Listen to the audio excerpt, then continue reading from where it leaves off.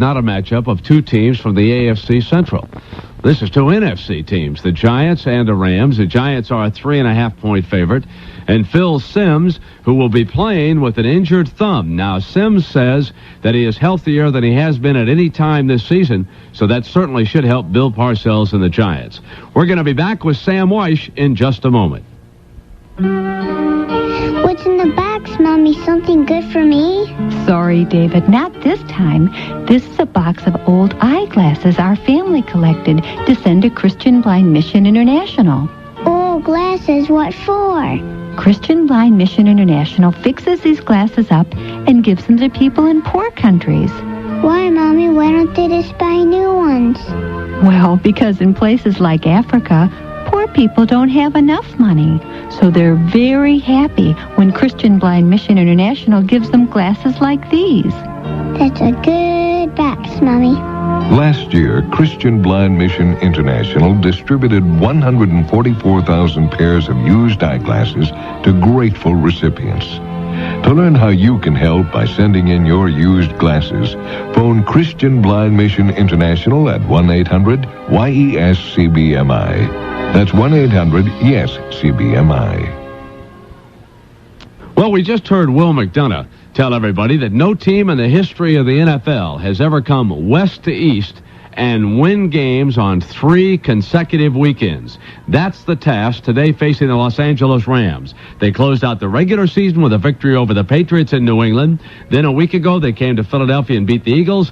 Now on this Sunday, they are back here in the Meadowlands, and they're trying to make it 3 straight against the New York Giants. Sam Weish, that is very tough to travel 3 time zones and win 3 in a row. It's a factor. Travel does take something out of you. Being on the road anywhere takes something out of you. But going back and forth is going to be an additional burden that they've got to bear. I don't know if they can or not. I would have to say, though, that you've got to include that in the formula when you start to say who's got the best chance to win.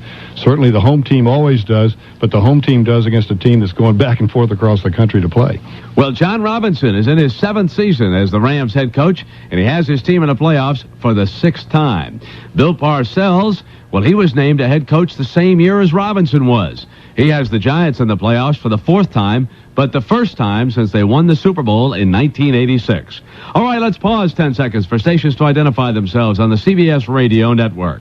For news, sports, weather facts, traffic copter reports, and good talk with Larry King and Phil Donahue, stay with your information source. Radio 930 WBEN-Buffalo. It's the Rams and the Giants, and here we go. Upstairs, Jim Nantz and Pat Haden. Well, Brent, thank you very much, and good afternoon, everybody. We have an absolutely beautiful afternoon here at Giant Stadium for this football game between the Giants and the Rams. The Rams coming in after the wild card victory last week at Philadelphia, 21-7. And the Giants, the NFC Eastern Division champions, with a 12-4 record. For the New York Giants, this will be their first playoff game since capturing the Super Bowl victory over the Denver Broncos 39-20 in January of 1987. And Pat Haden, these two teams met earlier this year, and it was the only time all season that the Giants were dominated by someone. You know, everybody always talks about the quarterbacks because they're such a focus, but in the first game, I think one of the real key things was the matchup between the left tackle of the Rams, Irv Pankey, and Lawrence Taylor, the great pass rusher of the Giants. Now, Taylor's had an incredible career, incredible season. Again, 15 sacks on the year. But in that game in November against the Rams, he only had 2 tackles, and he had no sacks. And Irv Pankey just kept changing the pace up on him, trying to do different things, and frustrated Lawrence Taylor. Actually has done that the last 2 times. But, again, I expect to see Lawrence Taylor have a big day today, Jim. Now, Lawrence Taylor and the Giants are on the field right now for the coin toss. Taylor and Carl Banks, the captains, out there for New York. And the Giants have won the toss and have elected to receive. Now, we mentioned the Rams won last week in Philadelphia in the wild card game. But the Giants have had a 2-week break since Week 16, the final game of the regular season. A 34-17 victory over the Raiders here at Giant Stadium that clinched the division for the Giants. And during that time, Bill Parcells gave his team 3 days off. I think it's a real advantage this time of the year is getting some time off, because obviously it's a very, very long season for these guys. And as you play as physically as the Giants do, you're going to have a lot of guys who are beaten up and bruised, and those extra couple of days, Jim, I think make a big, big difference. It's interesting to hear what some of the players did with their time off. Lawrence Taylor went to Puerto Rico and played golf for 3 days. 3 days of golf. Doesn't surprise me. 36 a day. He's passionate about the game. And, again, I think he's passionate about this game of football. And because he has been handled by Irv Pankey, Jim, he's the kind of athlete, I think, who's going to have a big afternoon. I really believe that. All right, Pat, we're about ready to get it started. Again, a sparkling sky above. Just blue sky and as sun-kissed a field as you could ever see. The Rams will be kicking here to start off as the Giants won the toss. New York in the first quarter will go from our right to left, dressed in their home jerseys, the blue jerseys of the Giants with the white pants, and the Rams in the yellow pants with the white jerseys. Mike Lansford has teed it up at his 35. He's about to take a 4-step move in on the football and get it underway.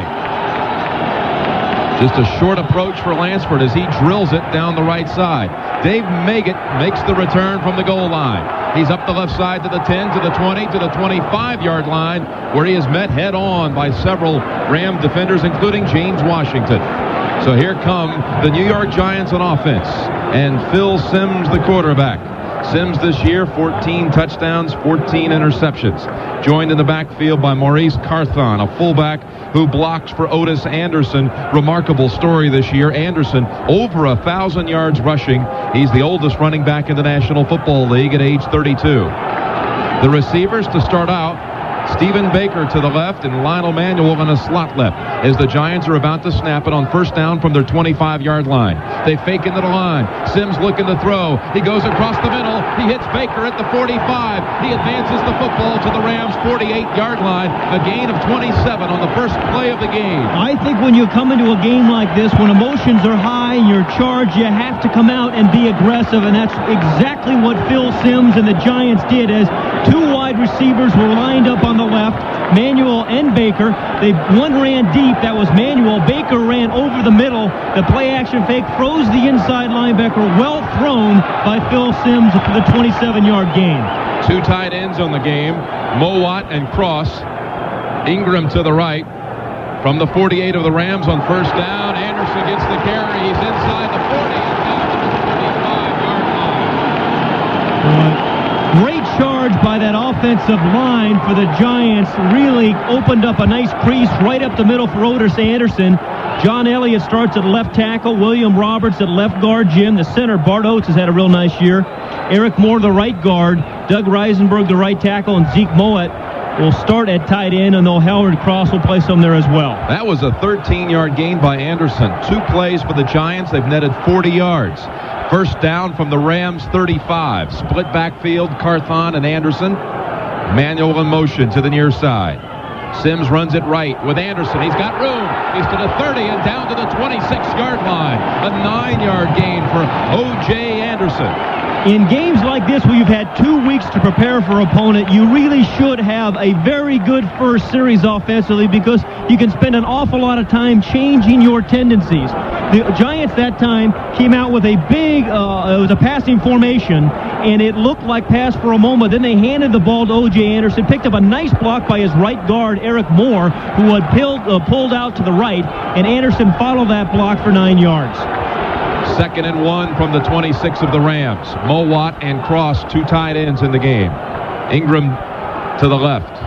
It's Anderson and Carthon split in the backfield behind Simms, who calls a timeout as he approaches the line of scrimmage. The down clock was down to 2 seconds, so Simms calls the time. Giants are driving here in the opening minutes. Let's take timeout. You talk football lineman, my guy Buster Bruiser's the best. He's strong. Buster putting on the cheerleaders. Oh, sorry, Coach. And he's active. About the only thing Buster takes time out for. Time out! Is Campbell's Chunky Soup. Chunky has delicious chunks of lean meat and garden vegetables, and it's quick to satisfy. Delicious. So Buster can pick up right where he left off. Buster putting on the band. Campbell's Chunky Soup, the satisfying stop that keeps you going. State Farm is there, making life insurance work for the young family. A State Farm agent is there to get young people started with life insurance that works for their family and their budget. And a State Farm agent stays in touch as things change to help make sure your life insurance is still doing the job. If you want life insurance that works for you, get an agent who works for you. A State Farm agent. And like a good neighbor, State Farm is there. Monday Night Football is over, leaving a lot of jocks strapped for entertainment. So if you're looking for your fill of Monday night action and excitement, listen up.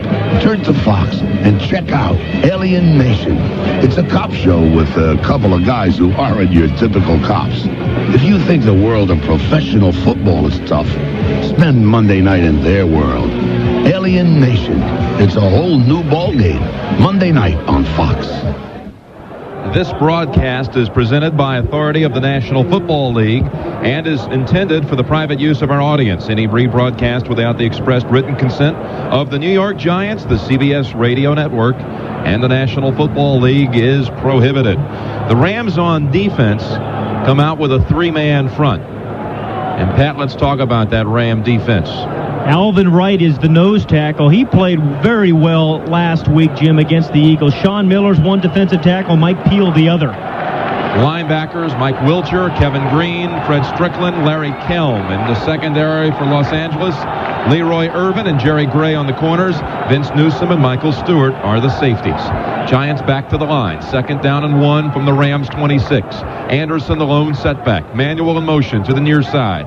Sims will throw on 2nd and 1. He looks across the middle. He has the first. It's Anderson at the 20-yard line. A 6-yard gain for the Giants that picks up the first down at the Rams 20. And a clever little call there by the Giants. A 2nd and 1 situation. They go with a play action fake. Phil Sims had a chance to throw the ball deep, but because the Giant receivers downfield will cover, he just waited for O.J. Anderson to come out of the backfield, a little delay route, dumped in the ball for an easy pass and catch of the first down. When the Rams beat the Giants in November 31-10, the Giants ran 10 times for only 6 yards. They've already topped that figure here. O.J. Anderson, 2 carries, 22 yards on the opening possession. From the 20 on first down, Anderson out of a split backfield moves the football straight ahead to the 15. Well, the difference, Jim, and the reason the Giants have been able to run the ball so well, I think it's his offensive line early in this drive. There's been a tremendous surge by the offensive line that's allowed Anderson to pick his way through the defensive front of the Rams. Now 3 carries for Anderson for 27 yards. He scored 14 touchdowns this year. That's the second highest total in Giants history, only topped by Joe Morris back in 1985. It's 2nd and 5 from the Rams 15. Carthon and Anderson split in the backfield. Manuel in motion near side. Here's a running play to the right. Anderson is dropped for a loss. A 2-yard loss as Alvin Wright came in immediately right after the handoff from Sims and drops O.J. for a 2-yard setback. And that was a big play by Alvin Wright, the nose tackle for the Rams, the man we just talked about who played very well against the Eagles last week. And Dave Remington got off the block of Bart Oates very, very quickly, and Anderson had nowhere to go. And it forces the Giants into a passing situation, and the Rams bring in their nickel defense. Opening drive of the game. Giants and the Rams. 3rd down and 7 for New York from the Los Angeles 17-yard line. 4 receivers in the game for Sims, who drops back in the shotgun. Here's the snap back to Sims. He looks to the right. He swings it over incomplete to the rookie Dave Meggett. And the Giants will have to attempt a field goal. So the drive is shut down. And really, that was all stalled thanks to Alvin Wright's tackle of O.J. Anderson for a 2-yard loss. Yes, they played good defense when they had to, and now an interesting situation for the Giants as Allegre comes in to attempt a field goal. He has been injured for quite some time. Just activated yesterday off injured reserve. Bjorn Nitmo had replaced him for 6 games and had nailed 9 out of 12 field goals. This is a 36-yard attempt. The kick is on its way out of the Hostetler hold, and it's good. Raul Allegre is back. He nails the 36-yard field goal, and the Giants drive on the opening possession and net 3 points. Let's take time out. Buick quality has always been an outstanding investment, and right now it's a very affordable one. See your Buick dealer now during Buick's Great American Quality Days. Discover an attractive selection of premium American motor cars, now available with an attractive choice of incentives to put Buick quality well within your reach. Cash in on quality now during Buick's Great American Quality Days at your Buick dealer. The great American love belongs to Buick. Allegre had been out with a groin injury, but he comes back today and nails it from 36 yards. He's 21 for 27 on the season. 3-0 New York over Los Angeles. Back in just a moment. Hi, this is Yakov Smirnov for Best Western. I just told a friend of mine I was getting engaged, and he said, have you picked a date yet for the wedding? I said, wow, you can bring a date to your own wedding? What a country. Anyway, we're planning our honeymoon at the Best Western at Niagara Falls, because the friendly people there will make sure we don't miss any of the important sites. Like every Best Western hotel, motor inn, and resort, it's owned and run by small business people who live there. People who know everything you need to know about their hometown. And what's great, Best Western's advice is always free. I just wish they had given me some advice when I went to buy an engagement ring. The salesman said to me, remember, diamonds are girl's best friend. Then I saw the price and I said, do you have anything in like casual acquaintance? Wherever you're going, there's a Best Western on your way. For reservations in the U.S. or Canada, call 1-800-528-1234. This is WBEN Nantz and Pat Buffalo. Haden. We extend our warmest greetings to all of you listening on the CBS Radio Network and those of you joining us around the world on Armed Forces Radio. Hope all is well. And again, Happy New Year, everybody. 3-0 Giants. Rams about to get the football for the first time. Raul Allegre back since the game against the Rams. That was his last performance, then went on injured reserve. After the field goal now, he kicks away to the Rams' Ron Brown, who runs from our left to right. He's to the 20 is Brown, to the 30. Here he goes to the 40. Ron Brown to the 50, and out of bounds at the Giants' 45-yard line. Now they're going to say stepped out earlier, Pat. On about the 46-yard line. But Raul Allegre did a nice job of just kind of hemming Ron Brown in, and that's got to be terribly frightening for a kicker. You see a guy with world-class Olympic medal speed coming at you, but he kept the angle on him and forced Ron Brown out of bounds. That's at the 46 of Los Angeles, so about 10 yards back of where many thought he had been pushed out of bounds. Here come the Rams for the first time today. Jim Everett at quarterback.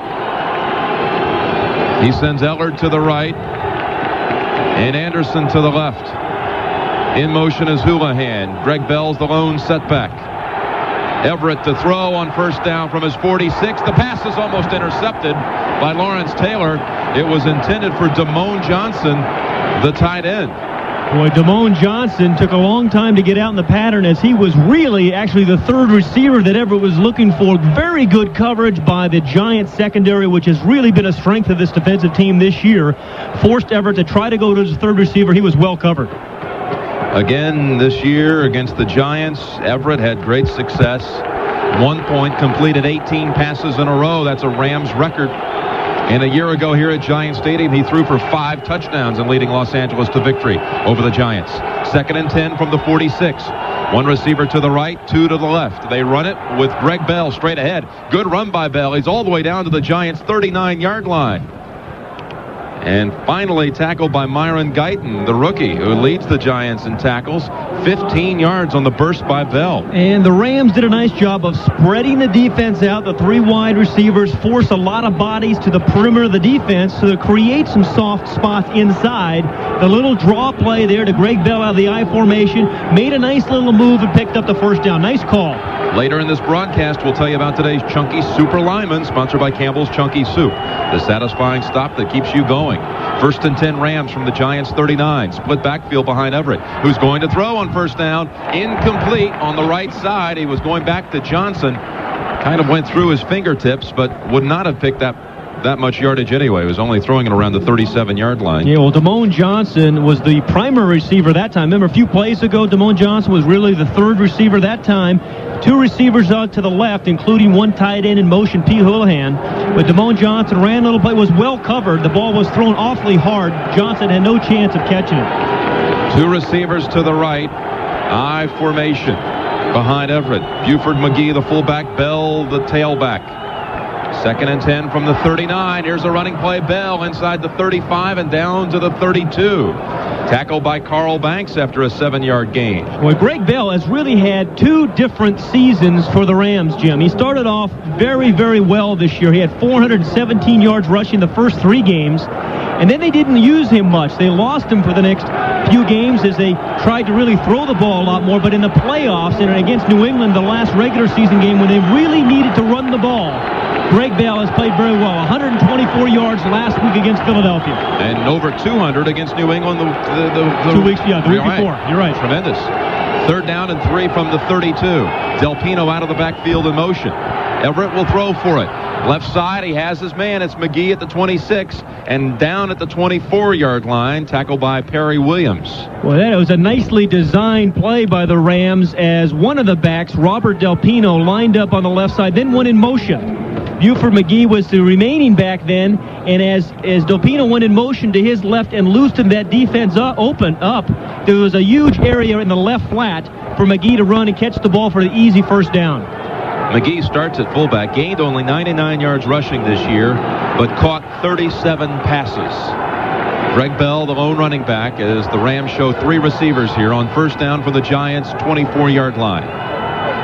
Everett again will stay with the airwaves. Left sideline. The pass is caught at the 11-yard line, right at the sideline. There was Henry Ellard. Well, it was a nice adjustment by Henry Ellard as he lined up wide to the left and ran just a square out. Because he's had so many big plays, it was a big cushion for Henry Ellard in that one. And he ran a little square out. The ball was thrown low, but he went down low and got his body and arms underneath the ball to make the catch and for the Ram first down. So we have 2 impressive first drives by both teams. You remember last week against the Eagles, the Rams drove it right down the field and scored on a touchdown pass to Ellard. First and 10, L.A. from the Giants' 11. Running play, right side, Bell. And Bell runs to the 6-yard line. A 5-yard run and tackled by Terry Kennard. You know, we talked a lot about the Giant offensive line when they had the ball. The Ram offensive line has been good for an awfully long time. Irv Pankey, the left tackle. Tom Newberry, the left guard. Doug Smith at center will be going to the Pro Bowl again. Duval Love is the right guard. And Jackie Slater, the right tackle. That time, Jackie opened up a nice hole there for Greg Bell. It is one of the best. I mean, 3 players off the line going to the Pro Bowl. That is impressive. Yeah, the 2 tackles have had great years the last 4 years. Second and 5 from the 6-yard line. They run it with Bell. Bell is stopped for no gain. Pepper Johnson, Lawrence Taylor, and Leonard Marshall all combine on the tackle of Greg Bell, who now numbers 4 carries for 27 yards. Yeah, a lot of blue jerseys around Greg Bell that time, but it was Leonard Marshall who really knifed through the defensive right front. Big line split by the offensive line allowed Leonard Marshall to get through, come underneath Greg Bell before he had any opportunity to run. Well, the Giants' opening drive stalled inside of the Rams' 20 before they got a field goal. What will the Rams do? They face 3rd and 5 from the New York 6. Anderson to the right. Ellard in motion left. McGee in the backfield. Dropping back to throw is Everett. He fumbles the football as he's hit. The ball is free, and it's recovered by the Giants. And guess who hit him? It was Lawrence Taylor right over Irv Pankey. We mentioned that being the top matchup in the game when the Rams had the ball. Irv Pankey lost Lawrence Taylor quickly. Taylor came around, made the hit on him, forced Everett to fumble the ball, and then Reasons made the recovery. A critical mistake here, and at the right time. This is when Lawrence Taylor has been so tough on 3rd downs over the years, and he is not just satisfied with sacking the quarterback. He knows where the ball is, and oftentimes he'll strip it from the quarterback. Boy, he just blew right past tight end Damone Johnson. And as you mentioned, Gary Reasons with the recovery. The Giants take over on the turnover at their own 11-yard line. 3-0 New York midway first quarter. Anderson and Carthon split in the backfield behind Sims. They run it with O.J. Anderson to the 15. He just bulldozes ahead past the 20 to the 22-yard line. A lead block by Carthon and a gain of 11. You know, you mentioned an interesting point, Jim, the lead block by Maurice Carthon. He's a guy that you don't hear much about because he's primarily a blocking back. But guys like O.J. Anderson and Joe Morris before him and Herschel Walker when he was in the USFL all ran behind Maurice Carthon and all had big years because he's a tremendous lead blocker at fullback. First down, Giants from their 22-yard line. One receiver right side, it's Ingram. In motion is Cross, the backup tight end. Again, they run it with Anderson to the 25 to the 28-yard line. They're blowing open some holes for Otis Anderson. Well, thus far, 6 more yards for Otis Anderson. Thus far, the offensive lines really, I think, for both teams have had the better of it. Certainly their Giants and their 2 drives, their offensive line, have been opening up some huge holes against this Ram defense that really played so well a week ago against the Eagles. That was a nice block by the center on that one, Bart Oates, 5th-year player from Brigham Young University. Second down and 4 from the 28-yard line. Split backfield and running play. Anderson again sidesteps one defender, moves past the 30 to the 35. He won't go down easy. All the way to the 38-yard line. Anderson now 7 carries, 52 yards, and we're in the first 10 minutes of this game. And those were all tough yards by Otis Anderson as they ran a little draw play inside. He fought through about 3 different guys, kept moving his feet. A couple of Rams tried to go low on him, and I don't think that's the way you could tackle Otis Anderson. You have to have one guy in front of him and maybe have 2 or 3 guys help you from the side. It's a first down, New York, at its own 38-yard line. 3 receivers in the game. Manuel in motion to the far side. Back to throw is Sims. Sims looking downfield, and his pass is incomplete at the 50. There was not a New York player in the area. And I think actually Phil Sims was expecting Lionel Emanuel to run a little sharper route. Lionel Emanuel lined up on the right side. Sims had very good pass protection, plenty of time, but the ball was very much underthrown for Emanuel as he ran kind of a corner route, and it looked like Sims was throwing an out route, so he missed him by about 4 yards. Ball just fell incomplete at the feet of Vince Newsom, who had a stab at the interception. Second down and 10, Giants at their 38-yard line. Meggett to the left. Baker to the right. Manuel in motion as Sims looks to fire. He does. Long down the right side, incomplete. Over the head of Lionel Manuel at the 40-yard line of Los Angeles. Well, it came right back with the same play the Giants did. Manuel going in motion from left to right that time. Got into the slot, ran the corner route that time. Well covered and defended by the Rams. Playing that zone defense, and I think that's really a better route against man for man. So he just threw it, Sims did, right over Lionel Manuel's head. Phil Sims in his 11th season. Moorhead State, where he broke many of the passing records that were held there one time by the former Pitt coach, Mike Godfrey. Yeah. Third down and 10 from the 38. Did the Rams jump? No, they did not. Here's a pass play. Meggett at the 40, 45, 50. And down to the Rams' 45-yard line. The outstanding rookie, David Meggett, coming out of the backfield, taking the little dump pass, running with it for a gain of 17. Yeah, ordinarily that wouldn't have been a first down as Meggett only caught it for about the 5-yard reception, but he picked up a nice block by his wide receiver, Stacy Robinson, number 81 on Jerry Gray, the defensive back that probably would have stopped him, but the blocks by the wide receiver cleared Meggett to get the first down. Meggett made the Pro Bowl team as a returner, the only Giant to make the Pro Bowl squad of the NFC other than Lawrence Taylor. First and 10, New York from the Rams' 45. 3 receivers in the game. Anderson in the backfield. Sims will throw on first down. With time, he's going downfield long to Baker. Baker cannot chase down the football in the end zone. Oh, he was open, Pat. Boy, Baker was open, had beaten Michael Stewart, the strong safety. And Phil Sims did a nice job there of pump faking, which brought the strong safety, Michael Stewart, up, and the free safety.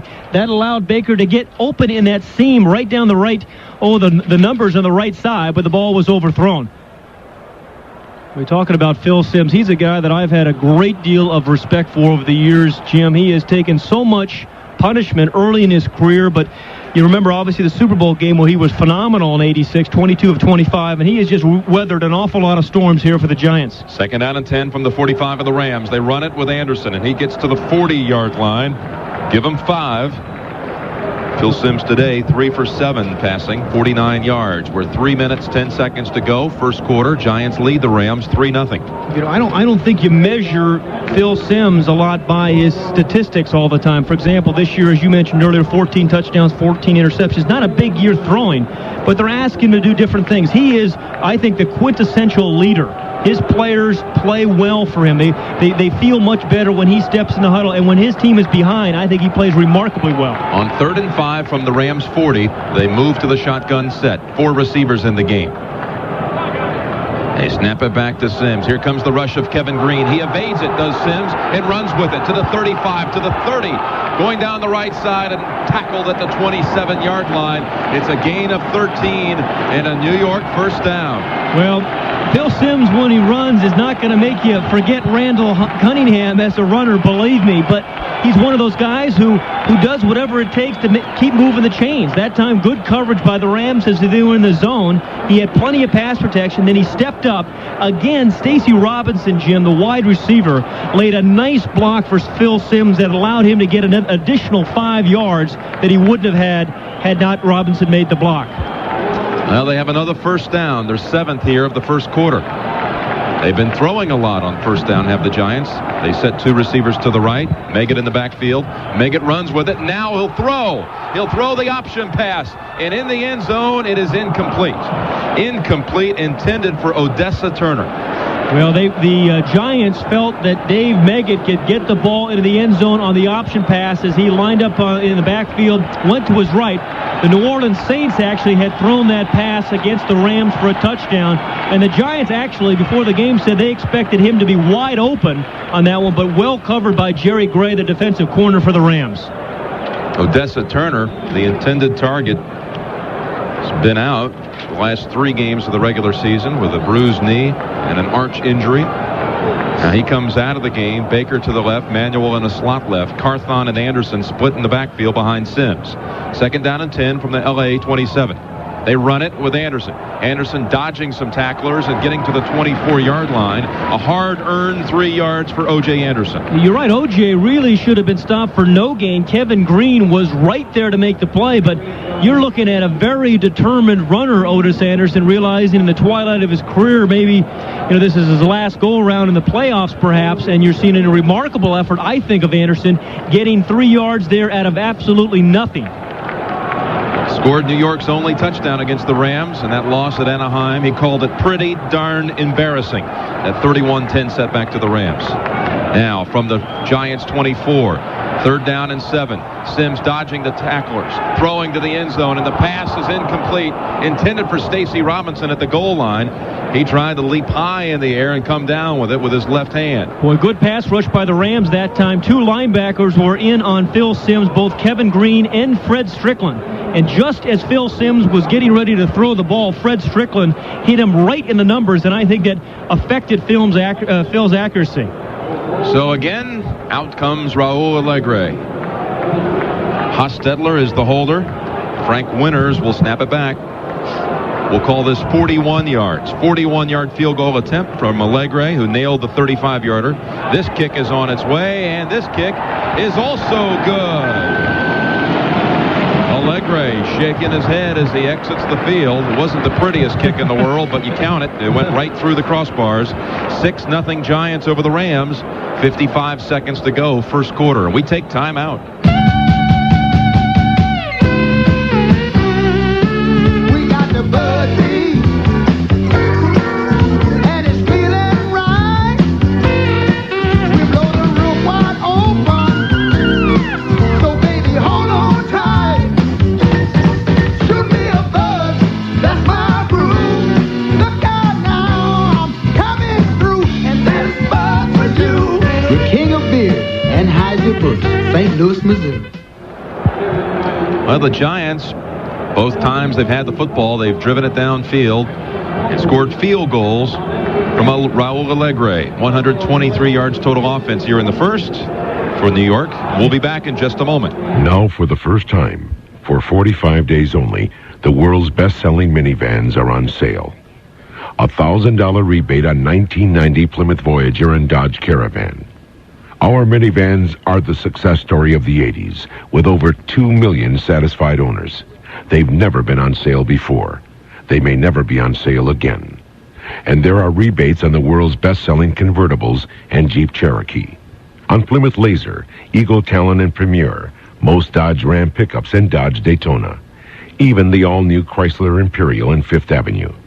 What's more, these rebates are guaranteed. If the rebate goes up in the 1990 model year, we'll pay you the difference. No other car company has ever done that. The guaranteed rebate from Chrysler. Offer ends January 31st. You must take delivery of new 1990 models from dealer stock. See your dealer for details and guarantee claim form. Voice of the Bills and the Sabres, WBEN. Let's pause 10 seconds for stations to identify themselves on the CBS Radio Network. Sports radio for Western New York, the voice of the Bills and the Sabres, home of one-on-one sports. Radio 930 WBEN-Buffalo. I'm Jim Nantz, along with Pat Haden. NFC Divisional playoff game from the Meadowlands in New Jersey. Giants lead the Rams 6-0. Late first quarter. Here's the kick away by Allegre. It comes to the Rams' Delpino at the 20. And he runs out to the 23-yard line. Robert Delpino. Remember, the Rams, the first time they had the football, drove it down inside of the New York 10-yard line before Everett was popped by LT and fumbled. 45 seconds to go, first quarter, and the Giants have really had control of the football to this point. It's 6-0 New York. Let's take time out. Sports fans, one of the game's all-time greats is the armchair quarterback. Here's McComb breaking away for more nachos. He's got 5, 10, 15, and he's down with heartburn. When you get tackled by heartburn, reach for the soothing relief of Pepto-Bismol. The one that coats is the only one you need. The armchair quarterback is back in action. There's the snap. The pizza. Double pepperoni. No wonder he's an all-star. Pepto-Bismol. Use only as directed. Welcome to Driver's Education for people with short attention spans. I'm Joey Suzu. Hi, Steve. That's Joe. Now, according to Car and Driver magazine, what 4x4 pickup is unsurpassed in its class and overall satisfaction? Here's a hint. It's Isuzu. I see a hand. Nissan. No, it's Isuzu. Mazda. No, it's still Isuzu. My, you're a bright class. Can anyone guess what planet we're on? Now, generous factory cash could mean big savings during Isuzu's sale into the 90s at participating dealers. Ricky Valens, a poor kid with an American dream. His ticket out, rock and roll. Making music, that's all I care about, man. The ride was exhilarating and romantic. I love you, Donna. I will always love you. Filled with promise. All our dreams are gonna come true. And fatal. I never fly, man, I told you. I never fly. Lou Diamond Phillips stars La Bamba, a network television premiere. Tuesday at 9, 8 Central and Mountain on CBS. 6-0 New York over Los Angeles. Pat, what about time of possession to this point? Well, really, the Giants have had two very long drives and consumed over 10 minutes, 10:08 of the clock, and there's only 45 seconds remaining in this first quarter. And again, it's been pretty much the offensive line and Maurice Carthon, I think, that have done it for the Giants. But the Rams, when they had the one possession, did a nice job of controlling the ball. But again, LT, Lawrence Taylor, forced a fumble of Jim Everett. All right, their second possession. Rams start out first down from their 23-yard line. Two receivers to the right, Bell in the backfield. Bell gets the football. A flag down as he runs it to the 26 and tackled by John Washington. John Washington on that front line for the Giants defense that includes Eric Howard and Leonard Marshall. The linebackers are Gary Reasons, Johnny Cooks, Carl Banks, and Lawrence Taylor. You know, it's interesting to note Lawrence Taylor really began to get a reputation several years ago when they moved him around on defense, a procedure penalty against the Rams. And when he got the sack on Jim Everett, he went to the opposite side that he ordinarily does. He's usually as the right outside linebacker, moved to the left outside linebacker position to make the sack. So we're going to see them the Giants move Lawrence Taylor around today. Giants in the secondary start out with Perry Williams and Mark Collins on the corners. Terry Kennard and rookie Myron Guyton, the safeties. First down 15 for the Rams from their 17-yard line. Delpino in motion near side. Everett drops straight back, 7 yards, looks to throw. He does. He hits his man Houlihan up near the 30-yard line. You know, Pete Houlihan is one of the classic H-backs, I think, in the NFL. And really what he does is play one-on-one. It's like one-on-one basketball on the inside. He just runs the inside routes, a hook route, and will just kind of keep moving around until he finds a soft spot. There's a 12-yard pass play to Pete Houlihan, and the clock now expires in the first quarter. 6-0 Giants lead the Rams. And let's pause for this word. I feel much better. Pitch to Bell out of the backfield. Bell cutting back to the middle and only getting back to the line of scrimmage. Tackled first by Carl Banks. Yeah, Carl Banks got the tackle, but it was Gary Reasons, the inside linebacker, who really forced him right into Banks. Gary Reasons read that play beautifully. And the inside linebacker, as soon as he sees the guard in front of him pull, he generally knows it's going to be a sweep to that side. Reasons did a wonderful job of getting to the outside, forcing the ball carrier right back into Carl Banks. So after the no gain, it's 3rd and 3 now for L.A. from its own 30. Ellard right, Anderson left. Houlihan, the H-back in motion near side.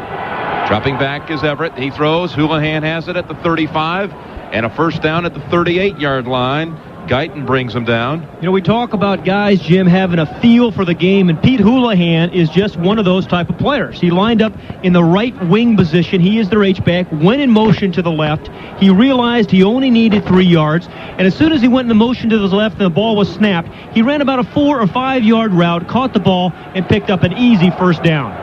Everett has hit on his last 4 attempts. He has a first down from his 38-yard line. Ellard in motion to the far side. Everett looking to throw left side, and it's incomplete. Intended for the record-breaking receiver, Willie Flipper Anderson at midfield. And Pat, Anderson's 3rd on the team in receptions, but you were there the night he had that record-setting performance against the New Orleans Saints. Yeah, over 300 yards in receptions against the Saints, and he was absolutely sensational. He caught every kind of pass that night. He caught deep passes, he caught short passes, passes over the middle, made easy catches, tough catches. He was absolutely phenomenal. In total, 336 yards exactly, receiving yardage, breaking Stephon Page's mark, Kansas City back in 85. 2nd down and 10 from the 38. They run it right side, Bell, and he only gets 2 yards. The nose tackle, Eric Howard, in on the tackle at the 40. Well, Eric Howard, the nose tackle for the Giants, got off of his block very, very quickly off of Doug Smith, the center for the Rams, who's going to the Pro Bowl, but Eric Howard did a great job of fighting off the block of Doug Smith, working his way down the line, and then he puts a stop on the ball carrier. Pepper Johnson has come into the game for New York here on this big 3rd down play for the Rams. I say big because it's actually 3rd and 7. Well, it's big, too, because their defense right now, the Rams, can't stop the Giants on offense. 4 receivers in the game. Everett takes the snap from under center, and Everett goes down. It's LT, his 2nd sack. He caused a fumble on the first one, and this time he drops Everett all the way back at the 33-yard line. You know, he went right around Irv Pankey, and we were talking about a guy like Lawrence Taylor. When he's played badly against the Rams for 2 games in a row, I don't think you hold an athlete like that down who loves to be challenged. Lawrence Taylor just ran right around Irv Pankey for the sack on Everett. So on 4th and 16, Dale Hatcher will punt. Maggott standing back at his 24-yard line. 6-0 Giants, 12:40 to go, 2nd quarter. Long count. Down clock is down to 3. Here's the snap.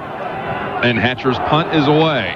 It's headed in the direction of the left sidelines. It goes out of bounds before Maggott can catch it. They'll call it out of bounds at the 26. That's a 41-yard punt. 6-0 New York. Early stages, 2nd quarter. Let's take time out. All of the play-by-play action from Mile High Stadium as Denver will face Pittsburgh. The winner will go against Cleveland for the Super Bowl spot from the AFC. San Francisco awaits the winner of this one. 1st and 10 Giants from their 26-yard line, leading 6-0. Carthon in motion near side. They fake to Anderson and throw the slant pass to Turner, incomplete.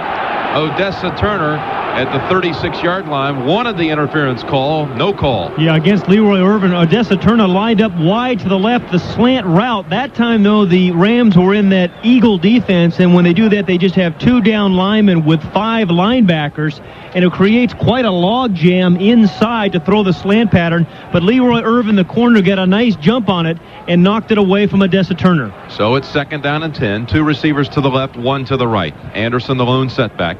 Here comes Ingram, near side in motion for the Giants. From their 26, straight back to throw is Sims. Trying to set up a screen. The ball is free. A flag is down. The ball is recovered by Kevin Green of the Rams. Well, intentional grounding, they'll call against Phil Sims, and that is a very lucky play because it easily could have been called a fumble as Mike Peel was racing after Phil Sims. It was supposed to be a screen pass, and that allowed Mike Peel to get in very quickly on Phil Sims. He was backing. The screen was covered very well. At the last moment, Phil Sims tried to throw the ball away, but it may have looked like a fumble. Pat, how about that throwing motion? It was hard to distinguish if that was actually a pass attempt or not. Well, the officials are calling that it was a pass attempt, but there is some dispute there that, in fact, it should have been a fumble. Yeah, we had a chance to look at on a replay here, and I believe, Jim, that should have been a fumble. He had the ball in his left hand and threw it underhand. He threw it underhand, as you say, Pat, with the left hand. It was recovered at the 10-yard line by Kevin Green, and the officials told him not to advance the football. There were no Giant players around. Green could have stood up, walked in for a touchdown had they ruled it a fumble. Now that they'll take a look at the replay of it, well, they're going to come back to the line, all right? They're going to let it stand as a grounding penalty against Sims, backing the Giants up to the 8-yard line. I think it should have been a fumble. 2nd down and 31. Sims throwing from the goal line. His pass is caught. Great catch by Baker at the 28-yard line. High into the air, he extends the hands and comes down with it across the middle. Boy, Baker has done that twice now over the middle. On the first play of the game, he did it, and a lot of courage because you know you're going to get popped, as Baker did there by Jerry Gray, but still the Giants must punt. Well, that was a 3rd down play. They had not changed it on the markers. They lost, of course, the down on the penalty. So now it's 4th down. 4th down with Landetta in to punt for the first time. Darrell Henley is the return man for the Rams, back at his 30. On 4th and 8 from the 28, the Giants will punt. Low snap to Landetta. He fields it, gets the boot away. And the punt comes to Henley at his 27. Going to the left side to the 30. And out of bounds at the 35-yard line, Darrell Henley, a rookie out of UCLA. 44-yard punt, an 8-yard return. And the Rams have the football trailing 6-0 with 11:26 to go in the second quarter. Let's take time out. That mid-December day. Well, Jim Everett now wearing your uniform number 11 for the Rams. He sends 2 receivers to the right, 1 to the left. On 1st down from the 35, here's a running play with Bell, and he scoots to the 38-yard line, tackled by Pepper Johnson. Well, the Rams feel like because their defense has had some problems stopping the Giant offense a little bit, although they stopped them the last time, they feel like they need to get some momentum and rhythm going running the football. And offensive linemen do a much better job, I think, of pass protecting when they run the ball early in the game, some with some success. They get into a rhythm of the game, and linemen need to do that just as much as anybody else. 2 receivers to the right, 1 to the left. Bell in the backfield on 2nd. Out of bounds at the 44-yard line, 1 yard short of the 1st down. But that time, it's going to be fun watching. He had been out of action on injured reserve for 13 games with a broken foot. 3rd and 1 from the 44. A fumble on the exchange, and Everett just falls on it. Back at the 42-yard line. There are flags down at the line of scrimmage.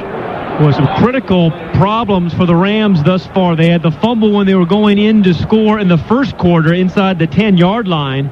And then on a 3rd and short, they fumble. Number 56, defense, 1st down. But offsides by Lawrence Taylor that there allows the Rams to move the chains and pick up the 1st down. You've spoken several times of that performance by LT at Anaheim this year, where he was in on only 2 tackles and really had his name called the most because he was offside on 2 consecutive plays. Here he is now offsides, giving the Rams a 1st down. From the 49-yard line, their own 49, out of the eye, they fake the Bell and throw. Right side for Anderson, incomplete at the 33-yard line. Well, Lawrence Taylor just flattened Jim Everett that time, and I think they're going to have to give Herb Pankey some help today to slow down Lawrence Taylor, either with a tight end on that side, a back, or somebody's going to have to help because he had a clean shot at Everett, and he took a blow after he threw that ball. Landed on his right shoulder. He went after Everett like he was trying to hit a par 5 and 2. He would have gotten there with that hit. Yes, I guarantee. Maybe even flew the green. 2nd and 10 from the 49. Out of the I formation. They run it straight ahead. It's Bell. And Bell to the 48 of New York. Boy, did Gary Reasons come flying in like a trapeze act. Yeah, how about Gary Reason, the inside linebacker for the Giants? In the I formation, Bell comes up. Gary Reason just goes over the top, just jumps right over the top, trying to stop him in the backfield. He went right over the blocker, slowed down the Bell a little bit, and that allowed Lawrence Taylor to come in from the backside and make the play. Now it's a 3rd down try for the Rams. 3rd and 7, we'll call it, from the New York 47. This time they have a tight end to Lawrence Taylor's side to try to slow him down. Out of the split backfield, Everett throws across the middle. It's incomplete. Reasons almost intercepted it at the 40, intended for Buford McGee. Well, what a nice defensive series by the Giants here. Their fans are on their feet applauding that, and Gary Reasons, that was his series. Both stopping the run and that time nearly intercepting the ball. Many might recall he had a tremendous afternoon at Denver earlier this year. Made a goal line stop. Ran it off a fake punt for a 1st down for New York. So in the punt is Dale Hatcher. 4th and 7 from the New York 47. They'll punt away to Dave Meggett, who returned one against the Raiders in the last game for a 76-yard touchdown. Here comes the pressure. Hatcher gets it away. Spiraling kick that is short and goes out of bounds, not inside of the 20. They'll spot it now at the 24-yard line. Just 23 yards on the punt by Hatcher. Let's take time out. Pat, your thoughts so far? Well, Jim, I think in a game like this, you need balance to win a game like this because these teams are pretty evenly matched. You're not going to beat them just running the football or either team just throwing the football. And the Giants on 1st down in particular have been very, very balanced and successful. They've had 10 1st down plays. They've run 5 of those and passed 5. And virtually every one they've gained yardage. They even tried the little trickery when Meggett threw the halfback option pass, which was incomplete. 1st down New York from its 24. Split backfield, the tight end cross in motion. They run it left side with Otis Anderson to the 25 and knocked out of bounds at the 29-yard line by Leroy Irvin. And Anderson's stats now, 10 carries, 66 yards. And what a block by Maurice Carthon, the fullback, the blocking fullback for Otis Anderson that time. As they swept to the left side, Vince Newsom, the free safety for the Rams, was about to come up to make the play. But Carthon went low, knocked him down, and actually injured him as Vince Newsom had to limp off the field. From the 29, 2nd down and 5. Lewis Tillman's in the game for New York in the backfield. They run it with the rookie Tillman to the 30 to the 32-yard line, where he's jarred backwards by Alvin Wright. Tillman, a rookie from Jackson State University. You know, the Giants have done a nice job of being able to get a lot out of some role players. You mentioned Dave Meggett earlier in the game, Jim, the rookie who's going to the Pro Bowl as a receiver and a kick returner. And Tillman has contributed when they need him. The big year by Otis Anderson. They've got a great blocking back in Maurice Carthon. So they've been able to get a lot out of all their backs. Tillman stays in there in the backfield with Carthon. 3rd and a long one from the 33. They run it with Tillman. And Tillman on 2nd effort gets the 1st down. And it was 2nd effort, Jim, because I thought Alvin Wright, the nose tackle for the Rams, was going to stop him, but the tremendous determination by Tillman gives him the 1st. Made it by a yard at the 35-yard line. If your dandruff shampoo can't stop the itch, switch to Tegra medicated shampoo. After all, wouldn't you rather switch than itch? Otis Anderson now. We receive word from the Giants bench has a bruised foot, but is expected to return. Well, thus far, he has had a very nice day running the football, Jim. And again, the offensive line have done their nice job for him. Maurice Carthon. The Giants have been able to mix in some passes. They haven't turned the ball over. The Giants haven't. And that's why they lead the Rams 6-0 with 8:22 remaining in the second quarter. Rams have turned it over once. 1st and 10, New York from its 35. Tillman and Carthon in the backfield. They run it again with Tillman. Tillman only gets back to the 35, maybe a yard, to the 36, as Larry Kelm, third-year player from Texas A&M, makes the tackle. Let's pause 10 seconds for stations to identify themselves on the CBS Radio Network. Sports Radio 930. WBEN-Buffalo. Now they stay with Tillman in the backfield. The rookie's been getting some runs here. No gain, we'll call it, on the last carry. 2nd and 10, New York from the 35. Tillman running right. Tillman to the 40, bursting free to the 46-yard line. An 11-yard gain for the Giants' second leading rusher. And a terrific move there by Lewis Tillman as he ran to the right, and it looked like he was going to be stopped on 2nd and long by Jerry Gray, the corner. He came up, and Tillman put a little outside move on him, then broke inside right past Jerry Gray to pick up the first down. That's a nice move. They spotted at the 47, so we'll give him 12 on the carry. Zeke Mowat, the tight end, in on the right side. Cross the other tight end, and on the left. Carthon on a wing left, now in motion. Tillman the lone setback on 1st down from the 47. They run it with Tillman. Tillman into L.A. territory at the 46-yard line.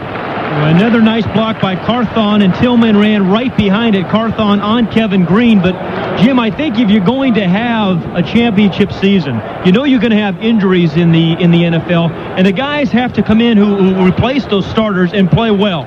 Lewis Tillman has come in for Otis Anderson and run very well. Remember, the Giants lost Mark Bavaro, and Zeke Mowat and Howard Cross have filled in well for him. So if the Giants do get into a championship situation this year, it's because the guys playing roles have played very well.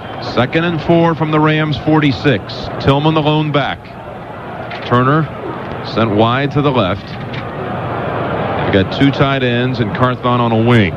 They pitch it to Tillman. He'll run to the right side, and he'll lose a yard as Kevin Green tackles him at the 48. Maybe a loss of 2. Well, what a year Kevin Green, the outside linebacker for the Rams, has had. 16.5 sacks on the year has Kevin Green had. But he's also a pretty good run stopper as he stopped right there, Lewis Tillman, as he tried to sweep right. Well, the Giants had been putting together a nice little drive, keeping it on the ground, but now they face a passing down. It's 3rd, we'll call it 5 from the Rams 48. Sims goes into the shotgun set. Manuel and Robinson to the right. Baker and Ingram to the left, with Ingram now in motion near side. Here's the snap back to Sims. Sims running free from the rush. He'll tuck it under, and he goes down at the Rams 44, which is 1 yard short of the first down. Yeah, that's a first down the Giants should have had, and Phil Sims is very upset with himself. He tried to cut back inside as he scrambled up the field, and I think if he had just stayed outside, he could have picked up the first down quite easily. He came out of the pocket in a hurry. And he did, Pat. He didn't fight for the extra yard there. I believe he got a little mixed up as to where the first down yardage was. So from the 44 of the Rams, they bring in Landetta. Landetta to punt for the second time. Irvin and Henley standing at the 10-yard line waiting for the punt. And the boot is on its way. It is fielded at the 25. A running catch made. They'll spot it at the 24-yard line. Henley on the fair catch for Los Angeles. Rams trail the Giants 6-0 here in the second quarter. 4:29 to go before halftime. Don't forget to stay tuned to CBS Radio Sports. Coming up next, Jack and Hank will have the call from Mile High Stadium as Denver and Pittsburgh will play. Brent will handle the pregame and halftime shows, and that's again 3:45 Eastern time. The winner of the Steelers-Broncos game will play Cleveland next week for the AFC Championship. 1 week from today, we'll have the AFC and the NFC championship games. You mentioned Vince Newsom, Jim, going out with an injury because of the block by Maurice Carthon. We just get word it's a mild right ankle sprain, and he will definitely return. You know, it's interesting, the two coaches here, John Robinson and Bill Parcells, each in their 7th year as the head coach of their respective teams, and their records are almost identical. Parcells, 69 wins, 48 losses, and a tie. And Robinson, 70 wins and 49 losses. One more win, one more loss. Robinson, almost identical marks in 7 years of coaching. And Jim, I think they're very similar coaches. If they had their druthers, they'd run the ball, I think, every down and win that way, and with great defense. They believe that's how you win in the NFL. Well, now the Rams are at the line of scrimmage. At their own 24 on first down. Everett throwing down the right side to Anderson, incomplete at the 38-yard line. Flipper Anderson dropped that one on the right side. Big rush inside by 3 different Giants. And then it looked like Carl Banks put most of the pressure on Jim Everett. But Flipper Anderson on the outside, on the right side, ran the out route, was wide open. The ball was there. But Dorsey and Banks put the pressure on Jim Everett. Again, Eric Dorsey back for the Giants this week after missing 13 games on injured reserve with a broken foot. Activated yesterday. Defensive lineman. 2nd down and 10, L.A. from its 24. Here's a draw play to Bell. Bell breaks free for a moment and gets to the 30-yard line. Boy, he had the whole Giants team in pursuit and gained 6 yards. Well, thus far the game, with the Giants leading 6-0, 4:08 remaining here in the second quarter, Jim. I think the Giant offense has controlled the clock a lot, and on defense it's been the Lawrence Taylor show. 4 tackles, 2 sacks, and 1 forced fumble by Lawrence Taylor. Jim Everett has thrown for only 47 yards here in the first half.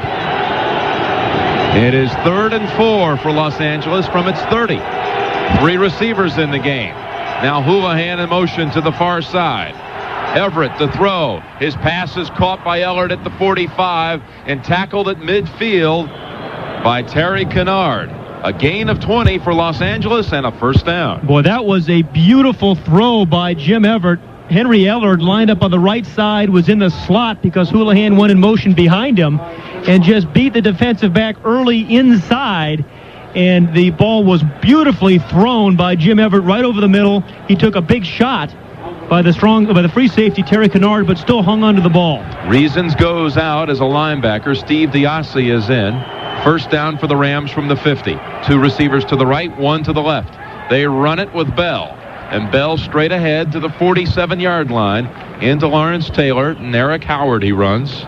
Well, 2:51 remaining in the second quarter, Jim, and I think the Rams are thinking about trying to use the entire rest of this half, get themselves down in scoring position, hopefully get themselves in the touchdown so they can go in with a 1-point lead, 7-6. But they have a long way to go between here and there, but they did a much better job this drive, I think, of mixing run and pass. 2nd down, we'll call it 6 from the New York 46. 2 receivers to the left, 1 to the right. And here's a pass play. Everett throwing left sideline. It's caught by Ellard. He did not get the feet down, but he was pushed out by Mark Collins at the 36-yard line. Pat, I do not think he got the feet down, but they're going to call it complete because he was bumped out as he caught it. And that is the rule in the NFL. Unlike college football, if you get pushed out by the defender, it is a completion. Now, Everett had plenty of time that time, finally found Ellard on the left side. It was number 23, Perry Williams, who kind of carried him out of bounds. And that's why, even though he came out of bounds, they call it a completion. That's a good call by the side judge. Yes, we have access to a replay monitor, and it was a good call. I think Ellard would have come down in bounds, but he was pushed out. They count it as a completion. It's first down, Los Angeles, at the Giants' 36, with 2:17 left in the first half, and New York leading 6-0. We receive word Gary Reasons has a bruised knee, but is expected to return. This is the kind of game everybody returns in, and as a matter of fact, Gary Reasons has come back already and is in the game. You don't stay out of playoff games unless you absolutely have to. So Reasons comes in replacing Diassi. First and 10 from the 36. Anderson in motion. Everett back to throw. Looking long down the left side. It's over everyone's head. Robert Del Pino was down there with coverage by Perry Williams. When it was good coverage, 2 plays in a row, the Giants have covered the Rams very well. And what used to be a liability, I think, with this Giant defense, the pass defense, has really been a strength this year. Mark Collins, one corner, has had a very nice year. Perry Williams doing a great job of coverage there on Robert Del Pino as he tried to go deep down the left sideline. Sheldon White comes in along with Dorsey as the Giants send out Washington and Reasons. Second down and 10, the Rams from the New York 36. The lone back is Bell, and he gets the football. Bell twisted down at the 35, tackled by Leonard Marshall. And that should run the clock to the 2-minute warning.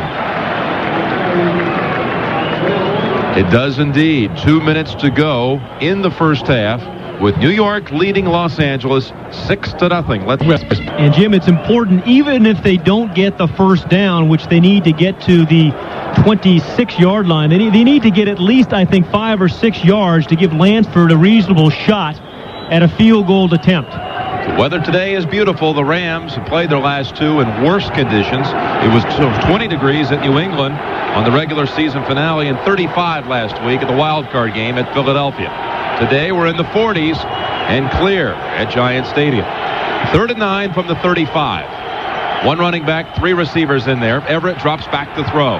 He flings it down inside the 20, and it's incomplete. Flipper Anderson was bobbling it for a moment, but could not come down with it at the 15-yard line. Well, Jim Everett threw that ball off his back foot, so he couldn't get any rhythm on the ball. And quite honestly, Jim, I thought he was throwing the ball to Henry Ellard, and Willie Anderson ran right in front of Ellard and tried to take the ball away from him. The Rams now will bypass a 52-yard field goal attempt by Lansford. They'll punt it with Hatcher. Hatcher standing at the 50. Make it at the 10 on the return. They'll try to pooch punt here with Hatcher. Oh, I love the pooch punt. You just like to hear me say that. Low snap to Hatcher, who hits it way up in the air. That's pretty good pooch effort there. And Meggett, he bobbles it for a moment, but holds on at the 9-yard line. 6-0, though, is all they've scored so far. From the 9 on first down, they run it with Anderson, who's checked back in. Anderson runs to the 10. Stacked up by Kevin Green. Well, they're not using one of their timeouts there, Jim, which surprises me a little bit. Because, Phil Simms will use as much of the clock as he possibly can. Turner to the right, Carthon on a wing right. Anderson the lone setback. They run it with O.J. Anderson. Anderson gets out to the 13-yard line. Tripped up first by Sean Miller. Kevin Green finished him off. And now the Rams use one of the 3 timeouts. With 53 seconds to go before the intermission. This allows them perhaps to stop it one more time if they can hold them on third and give themselves one stoppage of the clock if they try to set up a field goal attempt coming back on offense. Interesting, Jim. You and I were in Cleveland yesterday for the Cleveland Bill games. Obviously, that very much an offensive show. Everything happened there, big plays, kickoff returns. This being very much a defensive game here in the first half. The Giants leading the Rams 6-0 on the 2 field goals, but very much in a very important down here for the Rams. You always want to go in halftime with at least something on the board, particularly in a close playoff game like that. And to do that, on 3rd and 7, the Giants have the Ram defense is going to have to come up with something. A shotgun formation. 2 receivers to the right, 2 to the left. He is flanked by Meggett. And now Simms walks up near his snapper, Bart Oates, and changes the signal. Now here's an inside handoff out of the shotgun to Meggett. And Meggett gets near the 20, right down the first down yardage. Well, what a nice change of pace. I think he got the first, Jim, quite honestly, that Dave Meggett gives the Giants. He is a very, very quick back, Meggett is. 1,800 yards in total offense this year. Great special teams player as well. And when they really needed him there on 3rd and about 7, he picked up the first down barely, but nonetheless he did with a couple of nice moves around the right side. So it is a New York first down at the 20, and the Giants now, with the new set of downs, call a timeout. They have 2 left, 42 seconds remaining. No, they have 1 left. They have 1 timeout remaining. Out of the shotgun, Simms with 2 receivers right, 2 to the left. They snap it back to Sims. He's standing at the 10-yard line. He throws it to Megan at the 23, to the 25, to the 30, to the 35, and a smart move as he goes out of bounds to stop the clock with 34 seconds left. The football at their own 35-yard line. Well, now the Giants are thinking potentially getting 3 more points on the board. They still have 1 timeout remaining, and you have to figure they probably need a good 25 yards to get Allegre a chance to kick that field goal, and with 34 seconds and 1 timeout, they certainly have the time to be able to do that.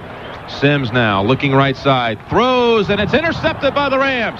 It's intercepted at the 40, to the 30, to the 20-yard line. It's Michael Stewart. And now the Rams are set up with 24 seconds before the half, and the ball is at the New York 20-yard line. The ball was tipped and picked off by Stewart. Boy, I thought the Giants were great for being aggressive there, but that's what every coach worries about in that circumstance when you're leading is a turnover. But it's a first down, Rams at the 20 of New York. 3 receivers in the game. Ellard in motion, far side. Everett back to throw. Everett with time. Now throwing left sideline. Anderson has it. And is he in? Yes. Touchdown, Los Angeles. A 20-yard score to Flipper Anderson, who was standing free at the 2-yard line, made the catch and just walked in. He was bumped, but he made it in right in the corner, the left corner of the end zone. And hey, Flipper Anderson, for all you do, this bud's for you. Boy, and what a nice play, Jim, by Jimmy Everett. He hung in there, and actually Willie Anderson was probably the 3rd receiver as Everett looked to his right, then came back to his left, just drilled the ball to Willie Anderson, who caught it on about the 2-yard line, and then just fought through the tackle of the strong safety, Myron Guyton, to get into the end zone. Myron Guyton tried to bump him out at about the 1-yard line, but Anderson was already in. Anderson was the man Pat mentioned earlier who had the record-setting performance this year as far as receiving yards in a game against the Saints. 20-yard score, and now the Rams can take the lead on the point after. Here's the kick. Lansford drills it, and it's 7-6 Los Angeles. What a strange twist here in the final minute. The Giants and the Rams trying to move on to the NFC Championship game. The winner will face the 49ers next week in San Francisco. And what a convincing victory that was yesterday for Joe Montana and company. 4 first-half touchdown passes by Montana, and the 49ers won by 4 touchdowns. I'm not sure you want to win this game to play those guys. It's a dubious honor, believe me, the way they looked. And Joe Montana has had another incredible year. Picked up by Howard Cross. He runs to the 35 and out of bounds at the 37-yard line. 14 seconds left before the half. Actually, that's not a bad starting position, just to throw a couple downfield, maybe get Allegre in position for a field goal attempt. You have 1 timeout left, the New York Giants. Yeah, and they're debating that right now with Phil Simms. You have a quarterback, ordinarily if you have the young quarterback who's coming off an interception, maybe you don't try to throw the ball. But I think Phil Simms has weathered so many games and storms and tough moments, I wouldn't be afraid again to put the ball up with Simms. Well, they've got 2 tight ends in the huddle, Mowat and Cross. And they're dropping Ingram back just as a safety valve. They're going to down the football and run out the clock here in the first half. So they snap it to Sims. He drops to a knee. The final seconds of the first half expire with the Rams pulling off a shocker in the final minute of the second quarter. The pass interception, and then 1 play later, the touchdown pass from Jim Everett to Flipper Anderson, measuring 20 yards. So it totals a 7-6 lead for Los Angeles over the Giants at the intermission. Well, John Robinson has the edge at the moment by a point, and he has some special memories of Giant Stadium. He made his NFL head coaching debut in 1983 here against the Giants to open up the 83 season, and the Rams won 16-6.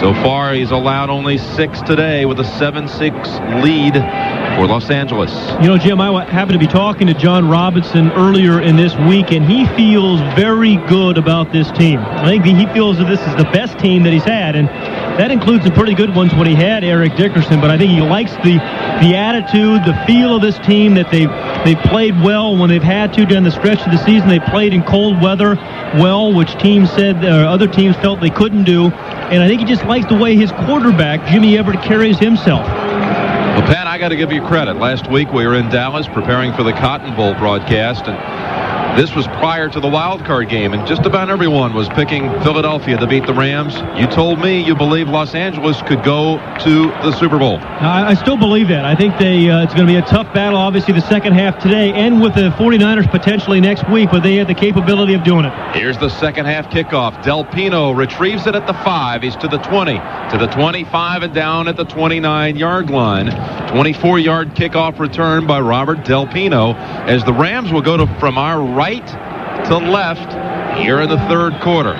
White jerseys for the Rams, blue jerseys for the Giants. 7-6 Los Angeles. Jim Everett comes back out. Everett, who has had great days against the Giants the last 2 years, 8 for 16 in the first half, 96 yards and 1 touchdown. He threw for 5 scores here a year ago, leading the Rams to a 45-31 shootout victory over the Giants. First down from the 29. 2 receivers to the right. McGee in the backfield. Here's the pass right side. It's caught by Ellard. A short gain as he's wrapped up quickly by Mark Collins at the 33-yard line. Well, what a nice play by Mark Collins, the left corner for the Giants, and Henry Ellard, who's had a big year for the Rams, caught just a little quick pass out there, and if he breaks that tackle of Mark Collins, he has a very big play. But Collins, as we talked a little bit earlier in the first half, has had a very nice season for the Giants, and people have really stayed away from Mark Collins because of the ability that he has had this year. Collins in his 4th season from Fullerton State in the Los Angeles area. Second down and 6 from the 33. Backpedaling is Everett. Looking long down the middle. It's caught by Ellard at the Giants' 40. And he's tackled at the 39-yard line by Perry Williams. Boy, Ellard lined up on the left side. We just talked about people not picking on Mark Collins, so they came the other side and picked on Perry Williams, the right corner. And Perry Williams was very slow out of the break, reacted very, very slowly as Ellard just cut right in front of him. The ball was just kind of lofted, wasn't drilled by Jim Everett, but Henry Ellard was too open on that play. It was an easy pass and catch. Back-to-back receptions by Ellard to start the second half. From the Giants' 39, first down, a fake into the line by Everett. Now throwing long for the end zone for Anderson. And they're saying it's intercepted in the end zone. There was a fight for the football. Anderson and Mark Collins, and Collins comes down with control and the interception. What a play, Jim, by Mark Collins, the left corner. He's a guy, again, we just said most people don't pick on him, and it's for that reason. He has a big, big cushion against Willie Anderson, who caught the touchdown at the end of the first half. But Mark Collins has his head locked in on Jim Everett, reads the play beautifully, then just read the ball and leapt and took the ball right away from Flipper Anderson, who had it momentarily. And then I'll tell you what he did, a great job of hanging on to the ball as he slammed into the turf in the end zone. It was hard to tell. It was on the far side. I thought for a moment Anderson might have it. But it's an interception instead by the Giants. Mark Collins. A great play, one-on-one coverage with Flipper Anderson, who scored the game's only touchdown just prior to the half. You know, Mark Collins, as you mentioned, came from Cal State Fullerton. That's where the Rams have their training camp, and he used to go out and watch them practice all the time as he was a player there at Cal State Fullerton. But, boy, did he make a nice play on that one. So a touchback with the interception in the end zone. The Giants from the 20 on first down. They run it left side. Lewis Tillman and Leroy Irvin tackles him at the 22-yard line. A gain of 2 as Tillman starts off the second half in the backfield instead of Otis Anderson. Well, Otis Anderson went out in the first half, Jim, as you reported, with an injury. And Lewis Tillman came in and replaced him and had a very nice first half. But in this kind of game, in a close game like this, I think you want to have a big back, Otis Anderson, to get you the short yardage, or use a guy like David Beggett on some quick routes.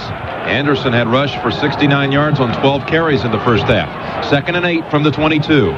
3 receivers in the game. Manuel in motion near side. Sims will throw.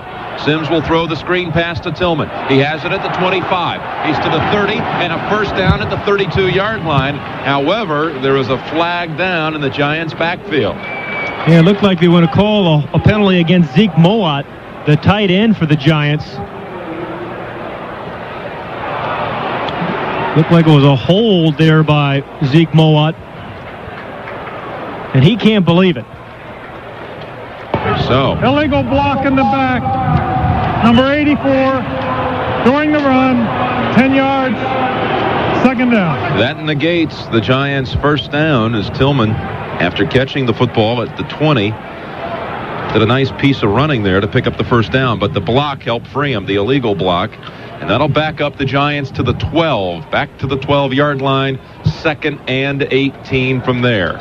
Well, you know, the Giant offensive line has done a nice job of protecting Phil Simms. Really, in particular, Kevin Green has not given Phil Simms much trouble today. And Green is a guy who came in with 16.5 sacks, Jim. From the 12, they fake to Carthon. Simms now to throw. His pass is caught by Mowat at the 25 and bumped out of bounds at the 35-yard line. 23 yards to Zeke Mowat before he's bumped out by James Washington. I think Phil Simms is really a great quarterback, and he has been for a long time. He's a guy that plays with heart and determination and guts, and even when his team gets down or he throws an interception, he still hangs in there and provides the leadership that this team needs. That time in 2nd and long, he play-action fake, hung in the pocket, found his tight end, Zeke Mowat, over the middle for a big play in the first down.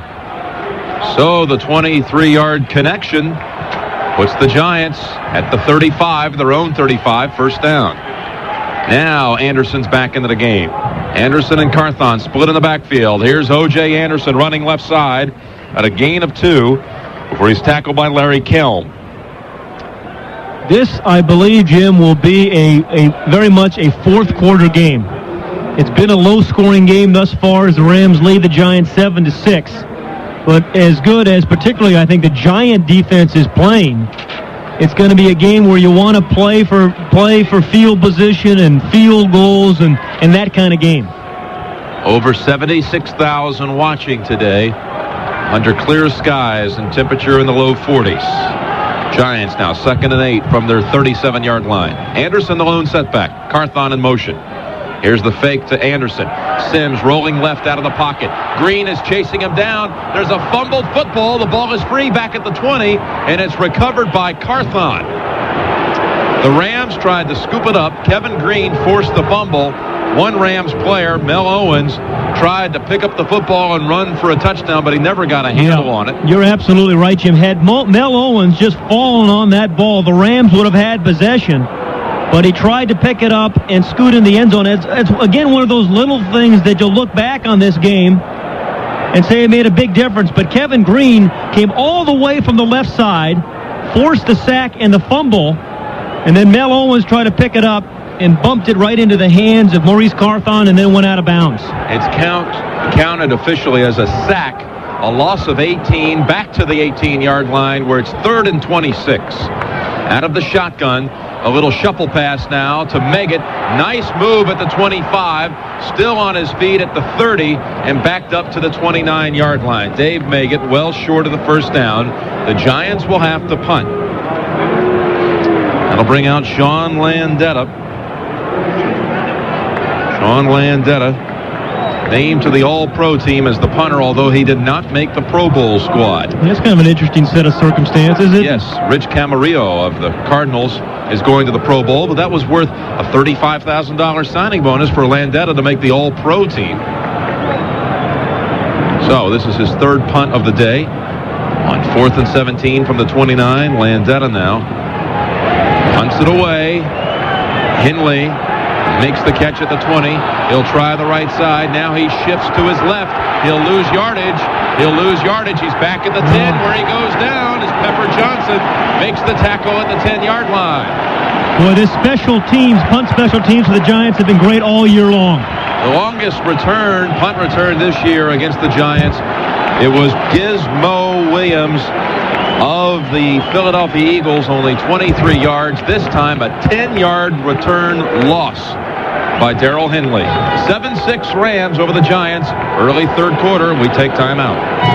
Buick quality has always been an outstanding investment, and right now it's a very affordable one. See your Buick dealer now during Buick's Great American Quality Days.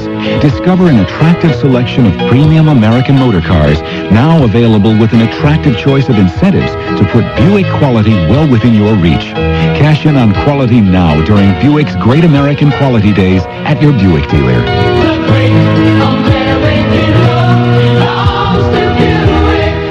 Here's why young parents feel better with life insurance from State Farm. You know the feeling. You know what formula, diapers, talcum, and 2 o'clock feedings are all about. You need life insurance, but you have a budget, and you hate life insurance sales talks. Well, instead of a lot of talking, your State Farm agent does a lot of listening. So you get a life insurance plan that feels just right for your family and your family budget, too. And like a good neighbor, State Farm is there. You talk football lineman, my guy Buster Bruiser's the best. He's strong. Buster putting on the cheerleaders. Sorry, Coach. And he's active. About the only thing Buster takes time out for. Time out! Is Campbell's Chunky Soup. Chunky has delicious chunks of lean meat and garden vegetables, and it's quick to satisfy. Delicious. So Buster can pick up right where he left off. Buster putting on the band. Campbell's Chunky Soup, the satisfying stop that keeps you going. CBS Radio Sports coverage of the National Football League is sponsored by Buick and your Buick dealer, by the State Farm Insurance Companies, by Campbell's Chunky Soup, and by GMC Truck. I'm Jim Nantz along with Pat Haden, and the crowd is now on its feet. They are stirred up after that net gain of 60 yards on the punt exchange. From the 10, the Rams on first down run it straight ahead. And they run it out to the 14-yard line with Ricky Bell. Greg Bell. Greg Bell on the run to the 14-yard line. Pat, that was some exchange on that punt. Oh, it really was. And we talked about the special teams and how the Giants have been the best in the NFL all season long in that regard. And special teams can win a ball game for you.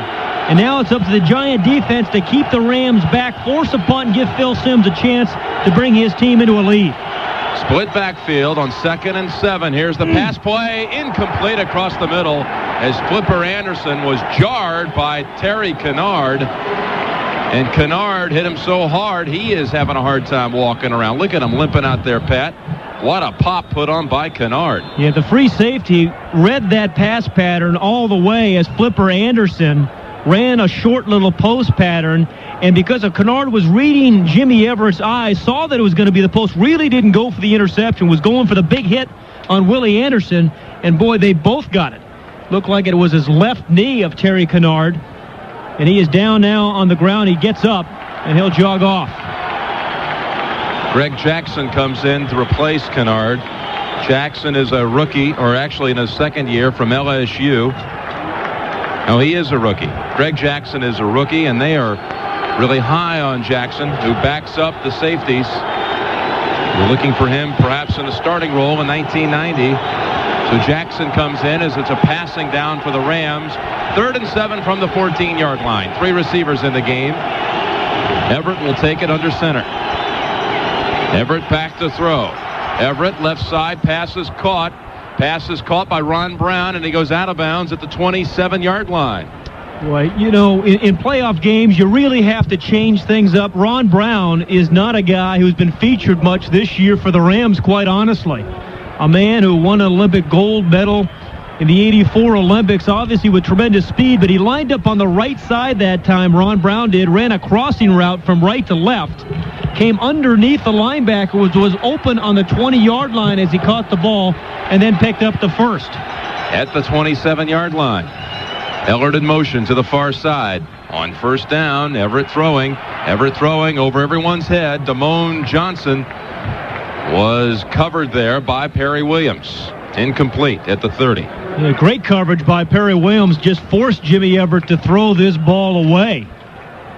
And again, the Giants have done a nice job, I think, of mixing it up. One time on passing situations, they'll come after you, and the next time they will drop off in coverage. And it was a good block by Tom Newberry, the guard, who blocked Lawrence Taylor on that pass rush, which gave Jimmy Everett the time to throw that ball away. 2nd down and 10 from the 27. Anderson left, Ellard to the right. Split backfield.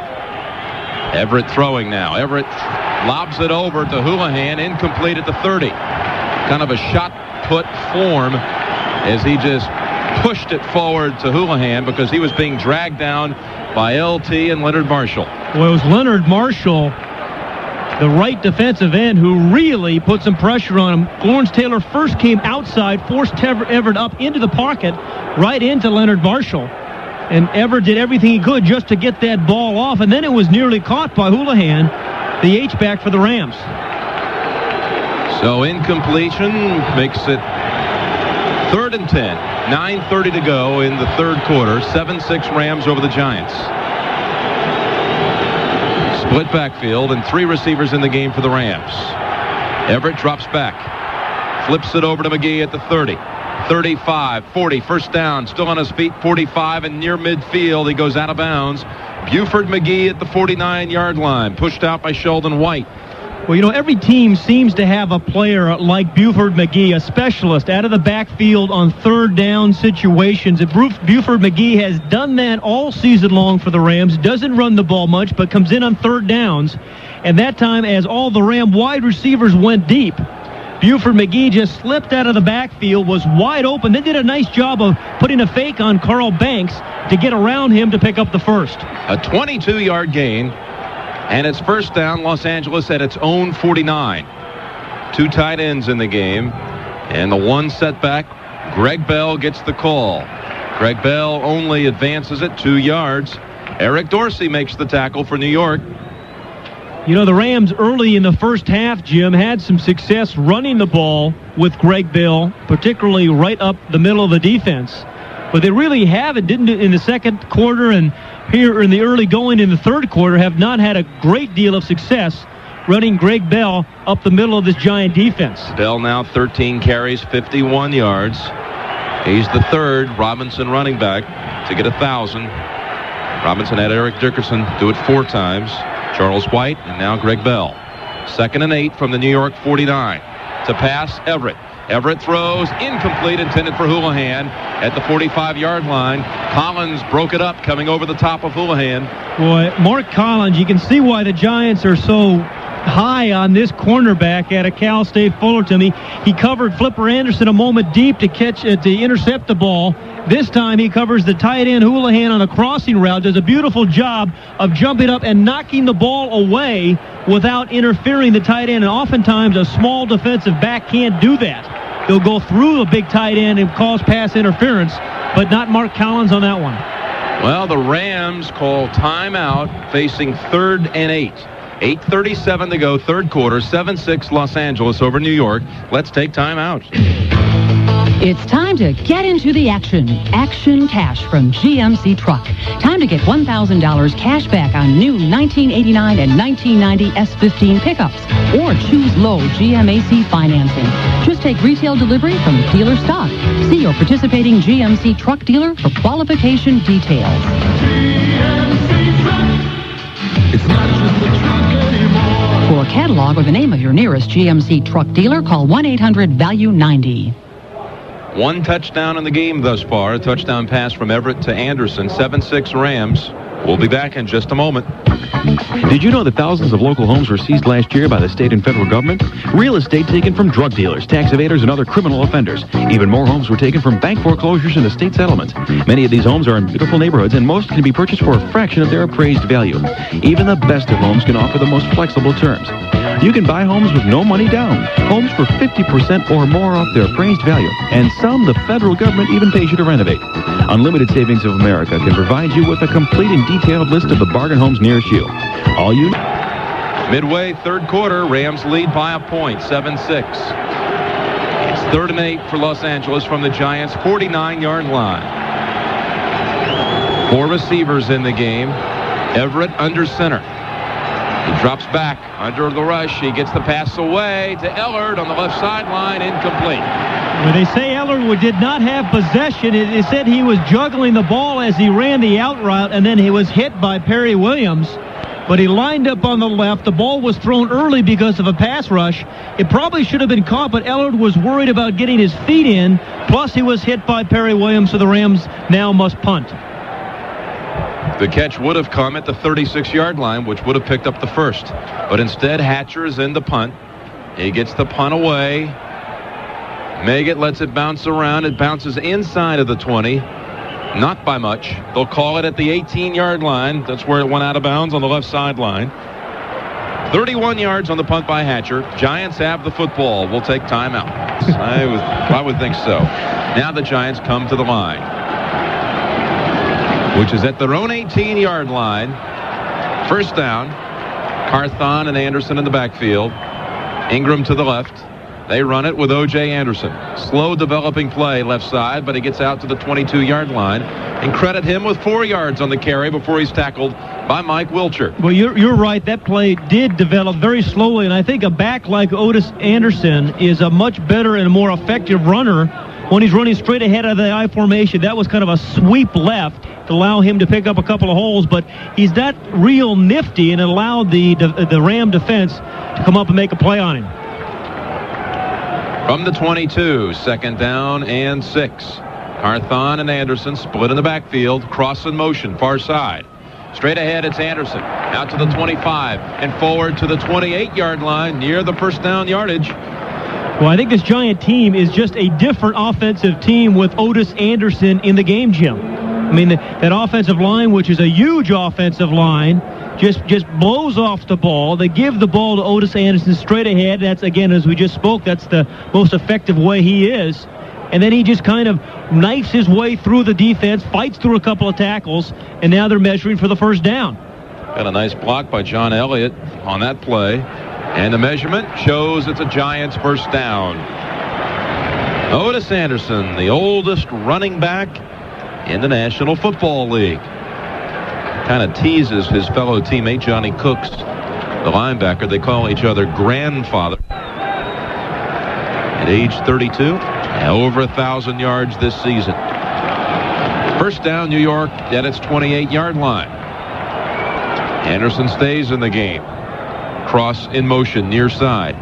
They run it with Otis Anderson to the 30, to the 35, and out to the 38-yard line. Give him 10. And that's right at the first down marker again. Well, 16 carries for O.J. Anderson, 91 yards, averaging over 5 yards a carry, 5.6 yards a carry. In the season, he only averaged. Well, they're measuring for the first. And he's going to be a chain link shy of the first down. Anderson is the third Giants player in franchise history to rush for 1,000. Joe Morris and Ron Johnson are the other two. And now Otis Anderson this season, 1,023 yards, although he averaged only 3.1 yards per carry. Yeah, but over 5 today. Second and inches from the 38. Giants will pass on this down. Sims passes knocked down, incomplete. It was batted down by Fred Strickland. And Sims was looking to go long to Stephen Baker, I believe. Well, Fred Strickland is that eagle back middle linebacker, and it was Strickland with his hands up and Mike Peel, number 95, and it looks like Peel actually got his left hand on the ball.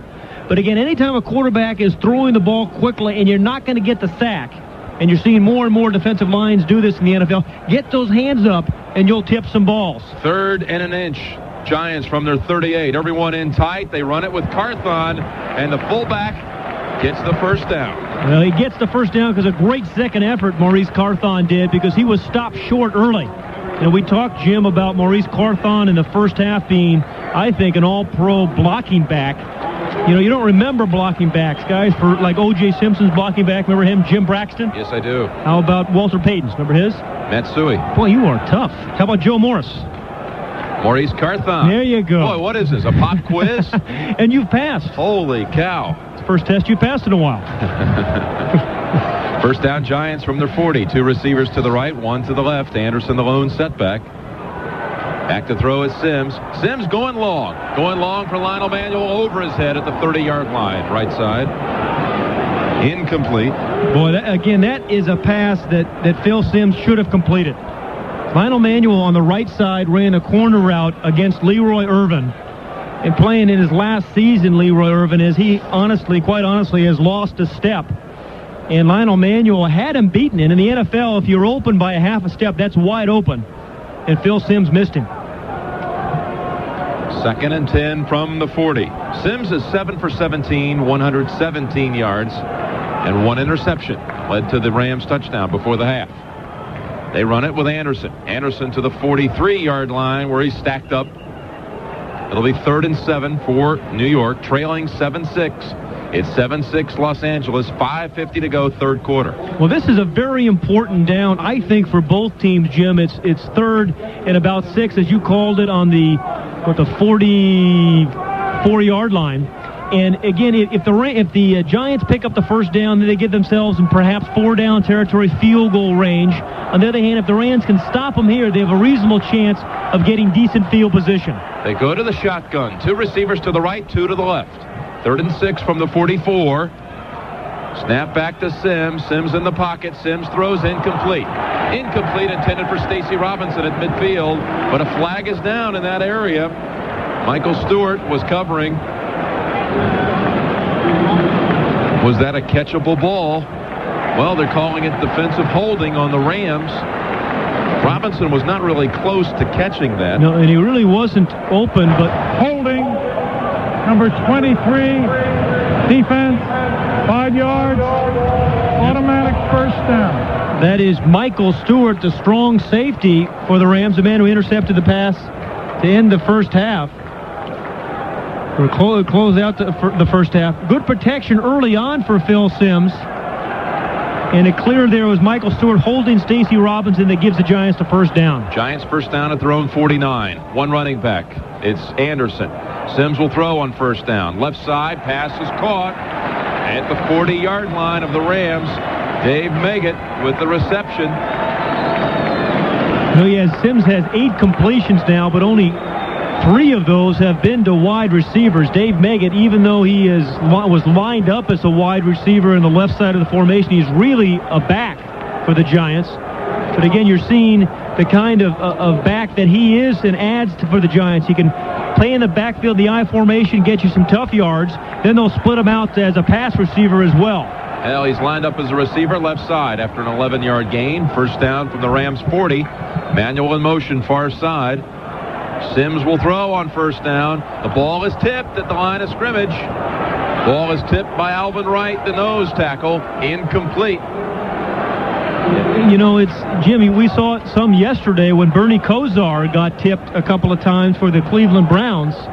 When you're trying to throw the ball quickly, and you get the nose tackle right there, he's getting blocked by the center Bardos. He knows he's not going to get the sack, yet he just leaps right at the right moment. That's an athletic move for a nose tackle. Not only do you have to get the hands up, but you have to jump right at the right moment when the ball is being released. Nice tip by Alvin Wright. 4:31 to go, third quarter, 7-6 Rams. 2nd down and 10, New York from the 40 of Los Angeles. A fake into the line. Simms throws right side. Carthon has it at the 37 and wrestled down at the 32-yard line. Tackle made by Mel Owens. Mel Owens did a nice job of waiting for Maurice Carthon to put on his last move before he committed to making the tackle. And Mel Owens, the defensive linebacker for the Rams, knew where the first down marker was and wanted to make certain that he kept Carthon in front of that. And that's just what he did by not overcommitting after Carthon made the catch. Well, we'll call it 3rd and a short 2 from the 32-yard line. Anderson and Carthon in the backfield. They fake to Anderson. They're going to pass. Mowat's down at the 15. He makes the catch, and he's tackled at the 8, and a flag is down. And he was interfered with by Michael Stewart. Mowat was. But still great concentration there by Zeke Mowat, and it was all set up by an early play-action fake by Phil Simms. Got some early protection. Mowat was open, and Stewart pushed right through him for the penalty. But I think if Simms had thrown the ball over the shoulder of Michael Stewart and led Zeke Mowat a little bit more, he may have scored. The ball was underthrown, and that's what caused the interference. Well, big Zeke Mowat picking up 23 yards. He scored the Giants' first touchdown in the last playoff game they were in, which was the Super Bowl victory against Denver. He scored the game's opening touchdown in that one. He sets up the Giants here to take the lead. It's first and goal from the 8-yard line. Anderson and Carthon in the backfield, split behind Sims. Manuel right, Baker left. They run it. Anderson straight ahead to the 5, to the 3 is Otis Anderson, moving in on 100 yards. You know, when I think of the Giants this year, Jim, I think of a team that's a mature team, a very patient team, a team that doesn't panic. And again, they really could have gotten down after the Rams won on top 7-6 at halftime, but obviously they regrouped at halftime, have come out here in the third quarter and played very good defense first of all, and really methodical offense to get themselves in scoring position now. This is the 14th play of their drive, trailing 7-6, 2:50 to go, third quarter. Carthon and Anderson split behind Sims. On second and goal, they run it with Anderson right side. He won't get in. In fact, he maybe only picks up a yard. We'll call it down at the 2. Running down on Kevin Green's side, and that only garners a yard. 18 carries for 94 yards now for Otis Anderson. Yeah, now it forces a third and goal on the 2-yard line. It's really a passing down now. The Giants bring in their substitution, their wide receivers, and the Rams go into a nickel defense. Third and goal from the 2. Baker is sent wide to the left. Manuel to the right. Zeke Mowat, the tight end, tucked in on the right side. Anderson and Carthon in the backfield. On third and goal, they run it straight ahead. Anderson, and he steps into the end zone for a touchdown. The Giants have taken the lead.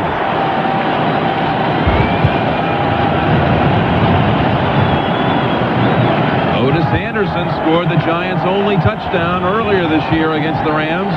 He scores their first today, and New York leads it 12-7 with the point after to come.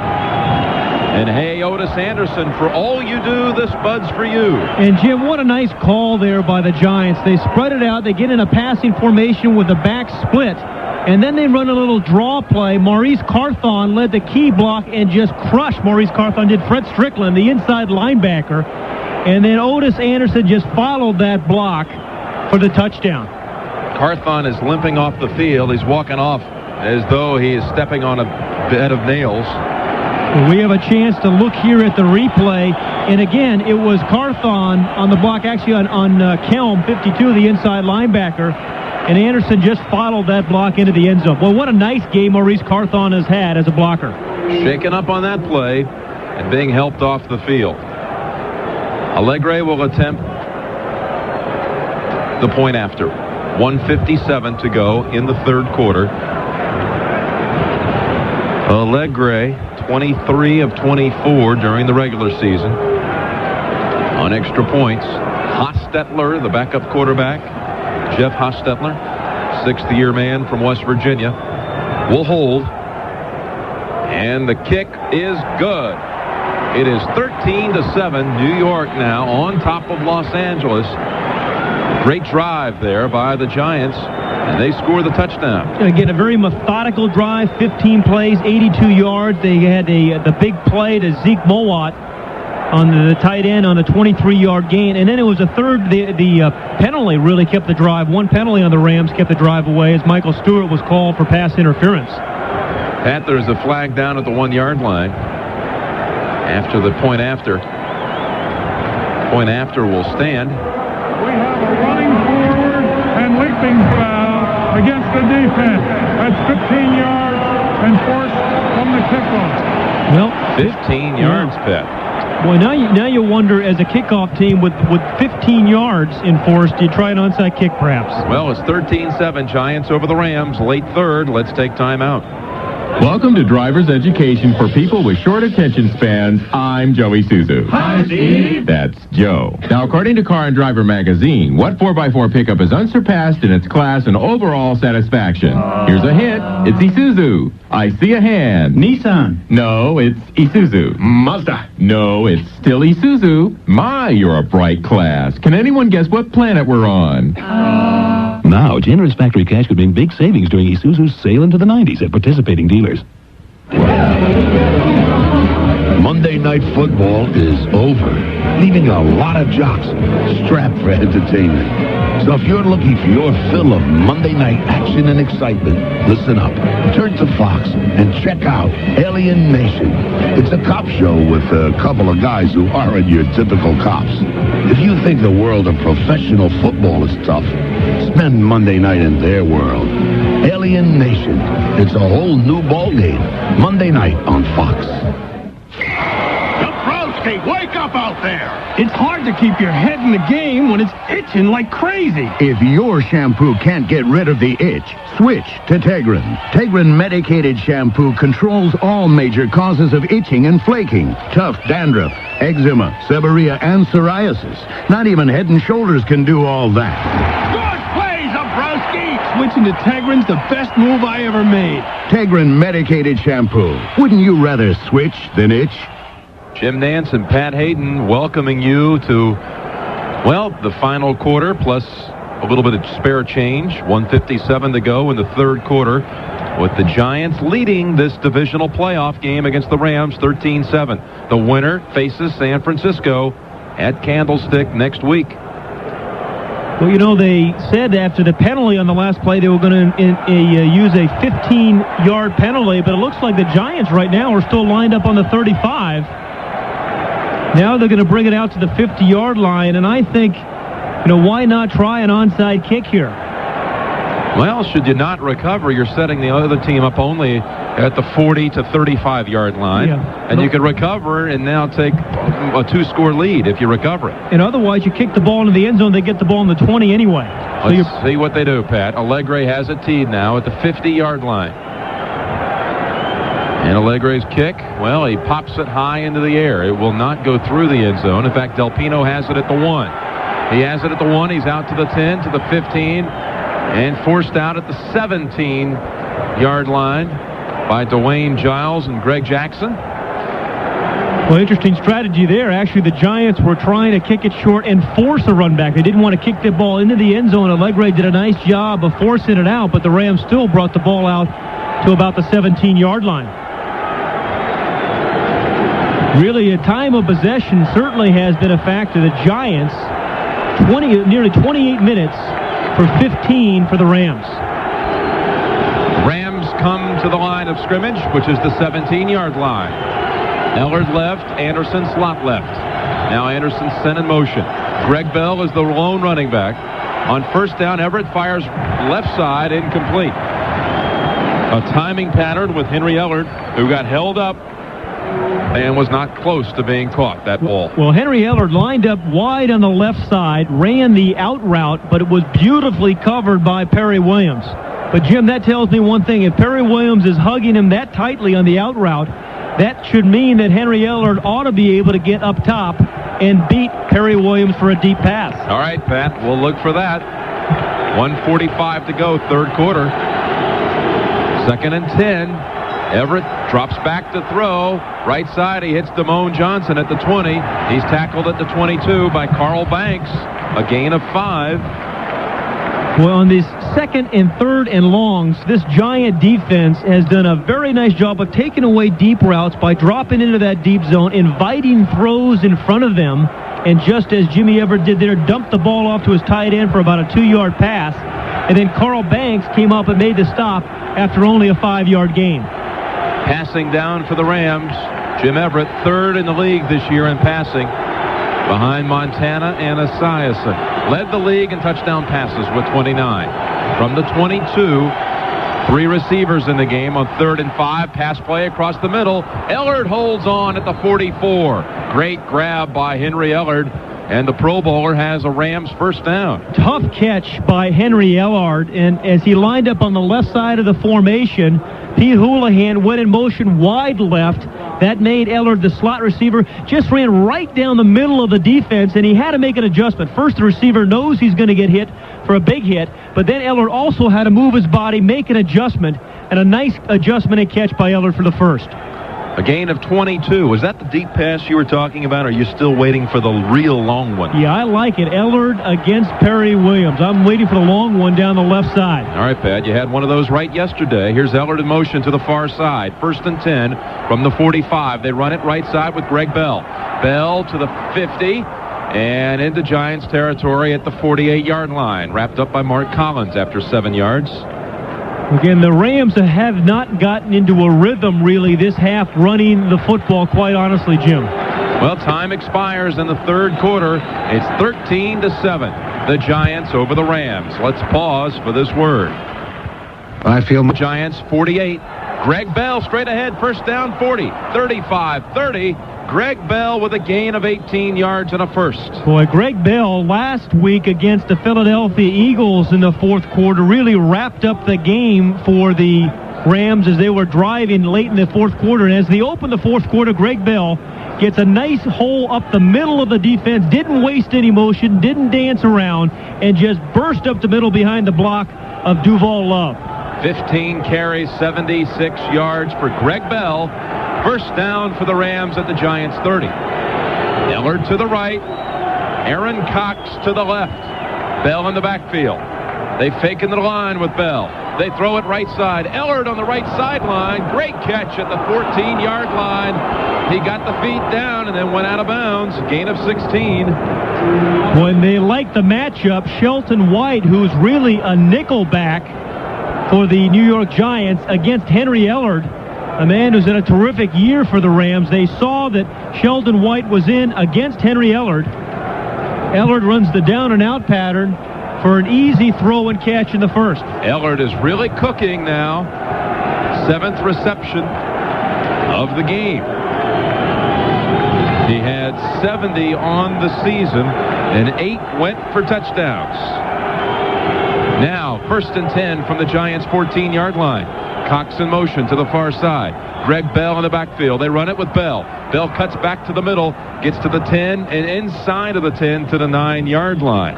Myron Guyton on the tackle along with Mark Collins. Boy, what a nice block by the left guard of the Rams, Tom Newberry, who pulled to his left and blocked Lawrence Taylor.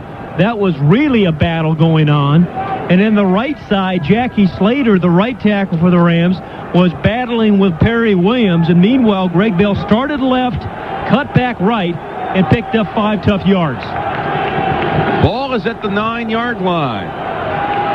2nd and 5. Giants lead at 13-7. Rams trying to go in to take the lead. They send Anderson in motion. Everett goes back to throw. He fires into the end zone, incomplete. Really not in the direction of anyone. About 5 yards away, the pass from Henry Ellard. Well, you know, I think the Giant pass rush affects you psychologically so much, Jim, that sometimes you throw the ball before you have to. Because I believe Willie Anderson was open in the end zone. He went in motion from right to left, was in the corner of the end zone, and could have been open for a score, but Everett had to throw the ball before he could see him. Big play here. 3rd and 5 from the 9 of the Giants.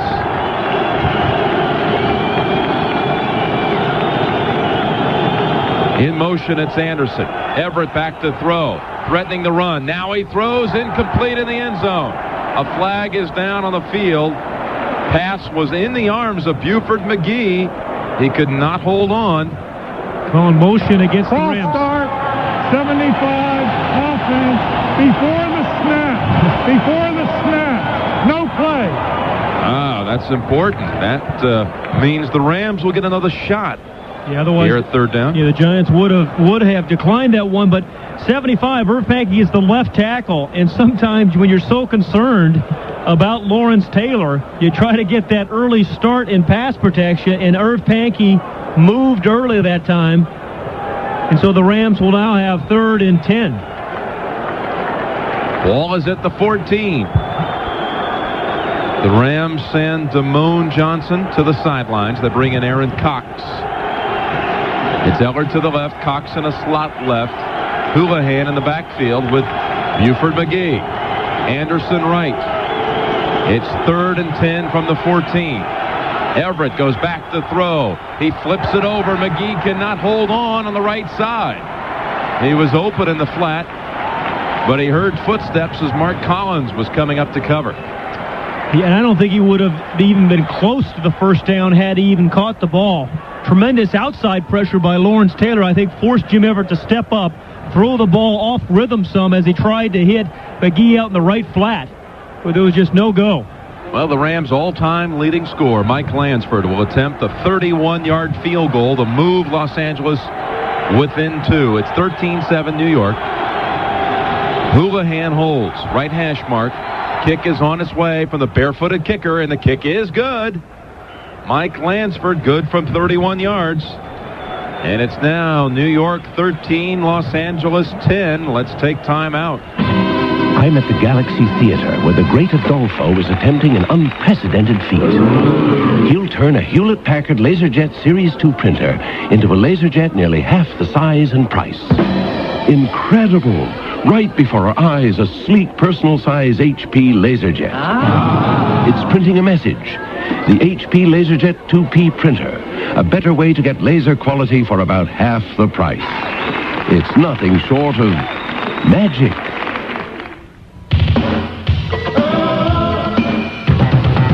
It was a scream, it was a zoo, that little get-together that you threw.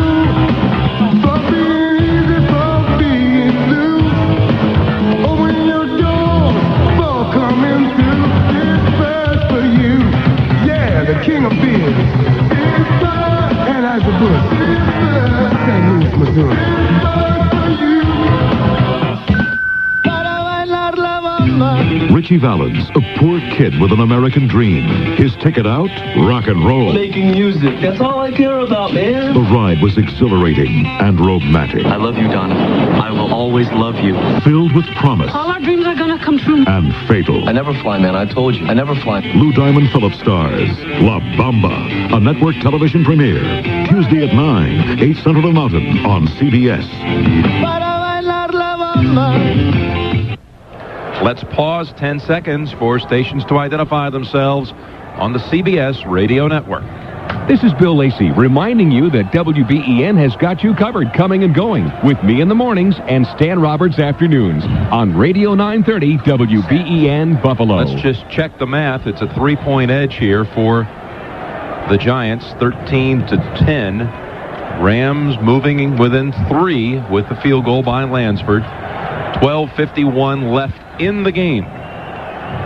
Jim Everett has gone over 200 yards now, passing for the contest, 201 yards, which means in 15 of the now 18 games the Rams have played in this year, when you add the playoffs, he's exceeded that 200-yard figure, passing.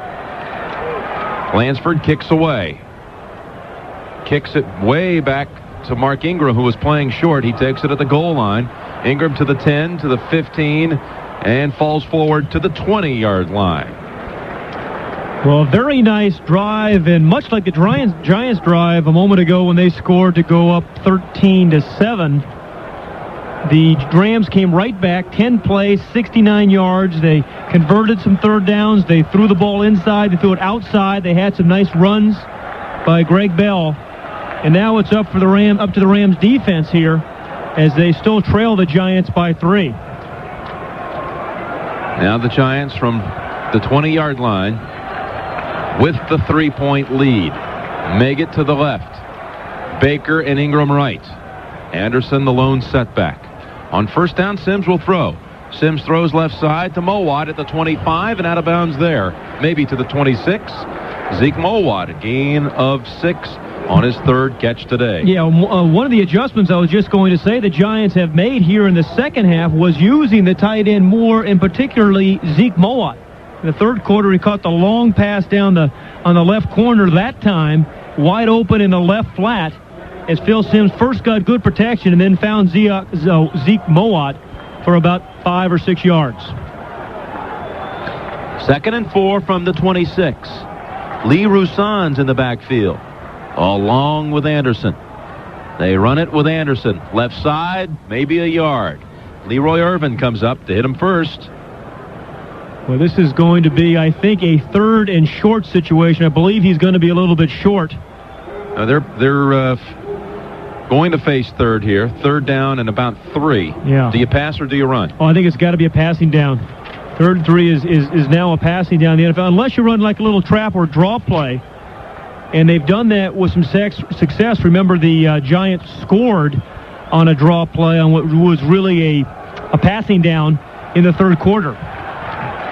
Ingram right. 3 tight ends in the game for the Giants. 3rd and 3 from the 27. Hand off to Anderson. Anderson gets the first down. Fumbles the football, but falls on it. Makes his own recovery at the 37-yard line. Well, I tell you, 3rd and 3, you're showing an awful lot of confidence running the football, but left guard William Robert, Bart Oates the center, and John Elliott the left tackle opened up a very large hole on 3rd and 3 for Otis Anderson to scoot behind for the first down. Anderson now 21 carries, 107 yards, and the Giants touchdown. We've had only 2 touchdowns today, the Anderson run and the pass from Everett to Flipper Anderson. So Anderson on each team scoring the touchdowns. 11:08 to go, 13-10 New York. First down from its 38. Running right on the pitch, it's Anderson to the 40-yard line. You know, Bill Parcells, much like John Robinson, likes to run the football, have his offensive line, control the line of scrimmage, and wear a team down, keep a game close generally, but they feel they can win it in the 4th quarter. And that's what Bill Parcells is trying to do here with this drive. 10:42 remaining in the 4th quarter. Giants up by 3. Trying to let Otis Anderson really, obviously, win this game for him by grinding out a few more first downs. Anderson, the lone running back, on 2nd and 7 from the 40. Roussan on a wing comes in motion. Here's a handoff straight ahead. Anderson to the 43, maybe the 44. It'll set up another 3rd and 3, maybe a long 3 for New York. And again, because the Giants ran the last 3rd and 3, you don't know whether on defense for the Rams to bring in your nickel defense or your short yardage defense. And it looks like they're not going to play their nickel defense this time. 13-10 Giants over the Rams, now just inside of 10 minutes to go. The winner moves on to play San Francisco for the NFC Championship. Let's call it 3rd and 4 from the 43. Roussan in motion, far side. Anderson, the lone running back. Sims will throw. Right side, pass batted down. Nice play by Jerry Gray.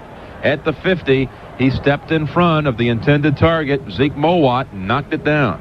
Well, Jerry Gray came right around Zeke Mowat and knocked the ball down with his hand without interfering. A lot of guys will run through the receiver, and cause the pass interference, but Jerry Gray was clever enough to come all the way around, knock the ball away, and now the Giants have to punt. And the Rams will get it back, trailing by the field goal. 9:41 left. Steve Diassi will snap it back to Sean Landetta. Leroy Irvin about to return for the Rams. He's waiting at his 15. Landetta with a good boot. Irvin has it at the 17 and is down at the 20. Greg Cox on the special teams tackle for New York. Second-year player from San Jose State, making a good play. And it's 13-10 Giants. The Rams will have the football, trying to drive and take the lead. Right now, let's take time out. Hi, Joey Suzu in my mobile daycare center. Yes, I use my versatile Trooper to teach my kids about life. Its enormous seating space makes it perfect for field trips. Today, we're going to the zoo. Yay! With the Trooper's four-wheel drive, we'll take a shortcut over that mountain. Yay! Now, generous factory cash could mean big savings on a Trooper during Isuzu's Sale into the 90s at participating dealers. Well, kids, here we are. This isn't the zoo, it's the dentist's office. Oh, well, that's life. You liar! 13-10, New York over Los Angeles. We'll be back in just a moment. Did you know that thousands of local homes were seized last year by the state and federal government? Real estate taken from drug dealers, tax evaders, and other criminal offenders. Even more homes were taken from bank foreclosures and estate settlements. Many of these homes are in beautiful neighborhoods, and most can be purchased for a fraction of their appraised value. Even the best of homes can offer the most flexible terms. You can buy homes with no money down, homes for 50% or more off their appraised value, and some the federal government even pays you to renovate. Unlimited Savings of America can provide you with a complete and detailed list of the bargain homes nearest you. All you need to do is call 1-800-FIND-OUT. That's right, 1-800-FIND-OUT. In addition, they can provide you with information on where to buy vehicles that get repossessed or confiscated, and when and where the governments hold its sales, and state and local police department sales, along with bankruptcies and much, much more. They also list sales of merchandise from collectibles to 747 airplanes, items seized or liquidated and then are placed up for auction.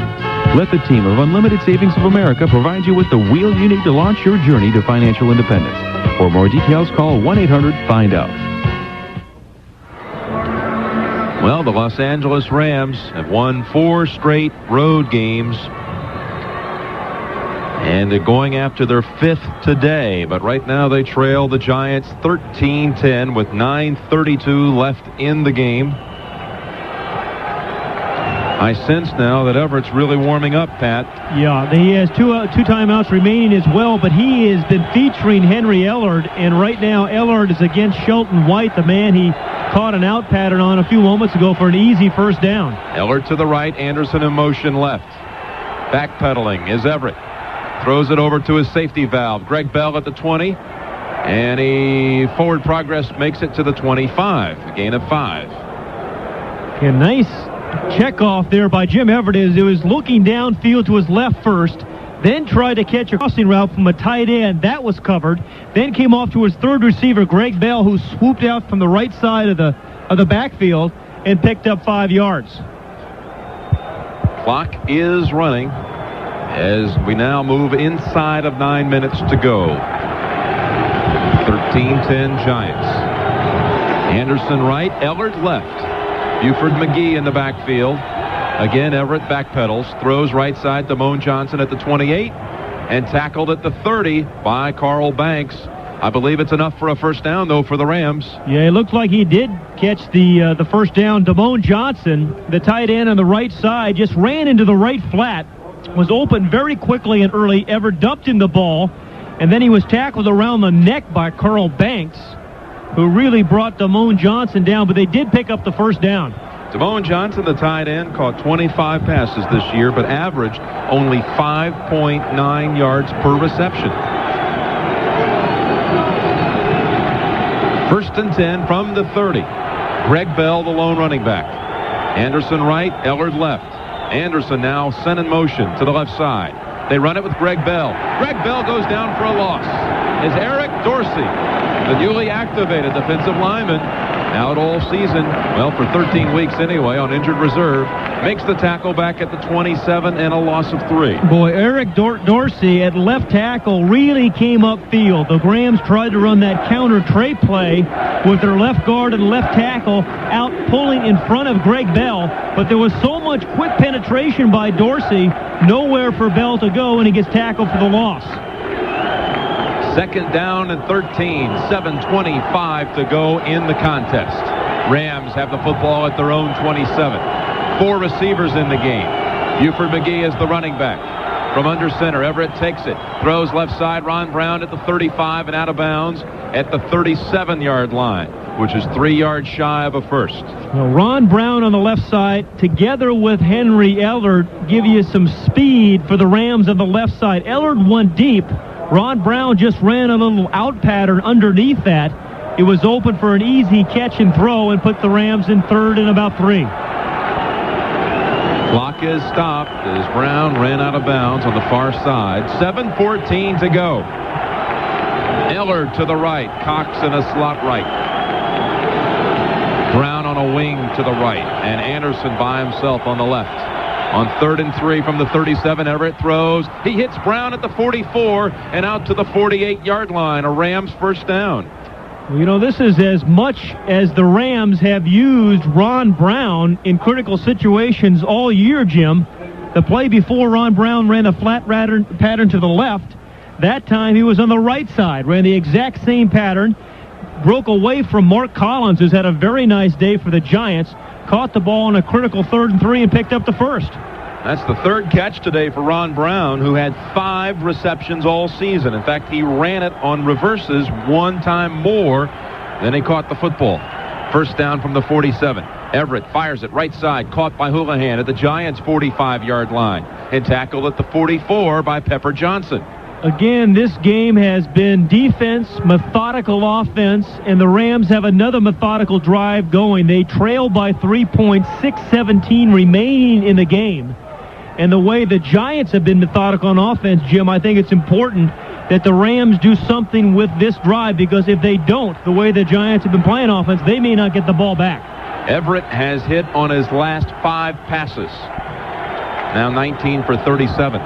Second down and 2 from the New York 44. Everett back to throw. Throws it left side. Johnson has it at the 45, down to the 40-yard line. That's a Rams first down. We'll spot it actually at the 39 and give the tackle to Perry Williams and Mark Collins. Well, that was going to be a catch either way for the Rams, Damone Johnson, or it was going to be an interception by Carl Banks in return for a score. Damone Johnson, the tight end, lined up at the left side, ran that little flat route, but was pretty well covered by Carl Banks. Banks tried to step in front of him for the interception, wasn't able to do that, so Johnson caught the ball and stumbled for the first. His third catch for 15 yards today. 3 catches, an average of 5 yards per reception. And a timeout called by the Rams. They had first and 10 from the New York 39. Pat, that's left them now with only 1 timeout in the game. Let's take timeout. The new year. There's a profitable way to ring it in. Day after day, week after week, month after month.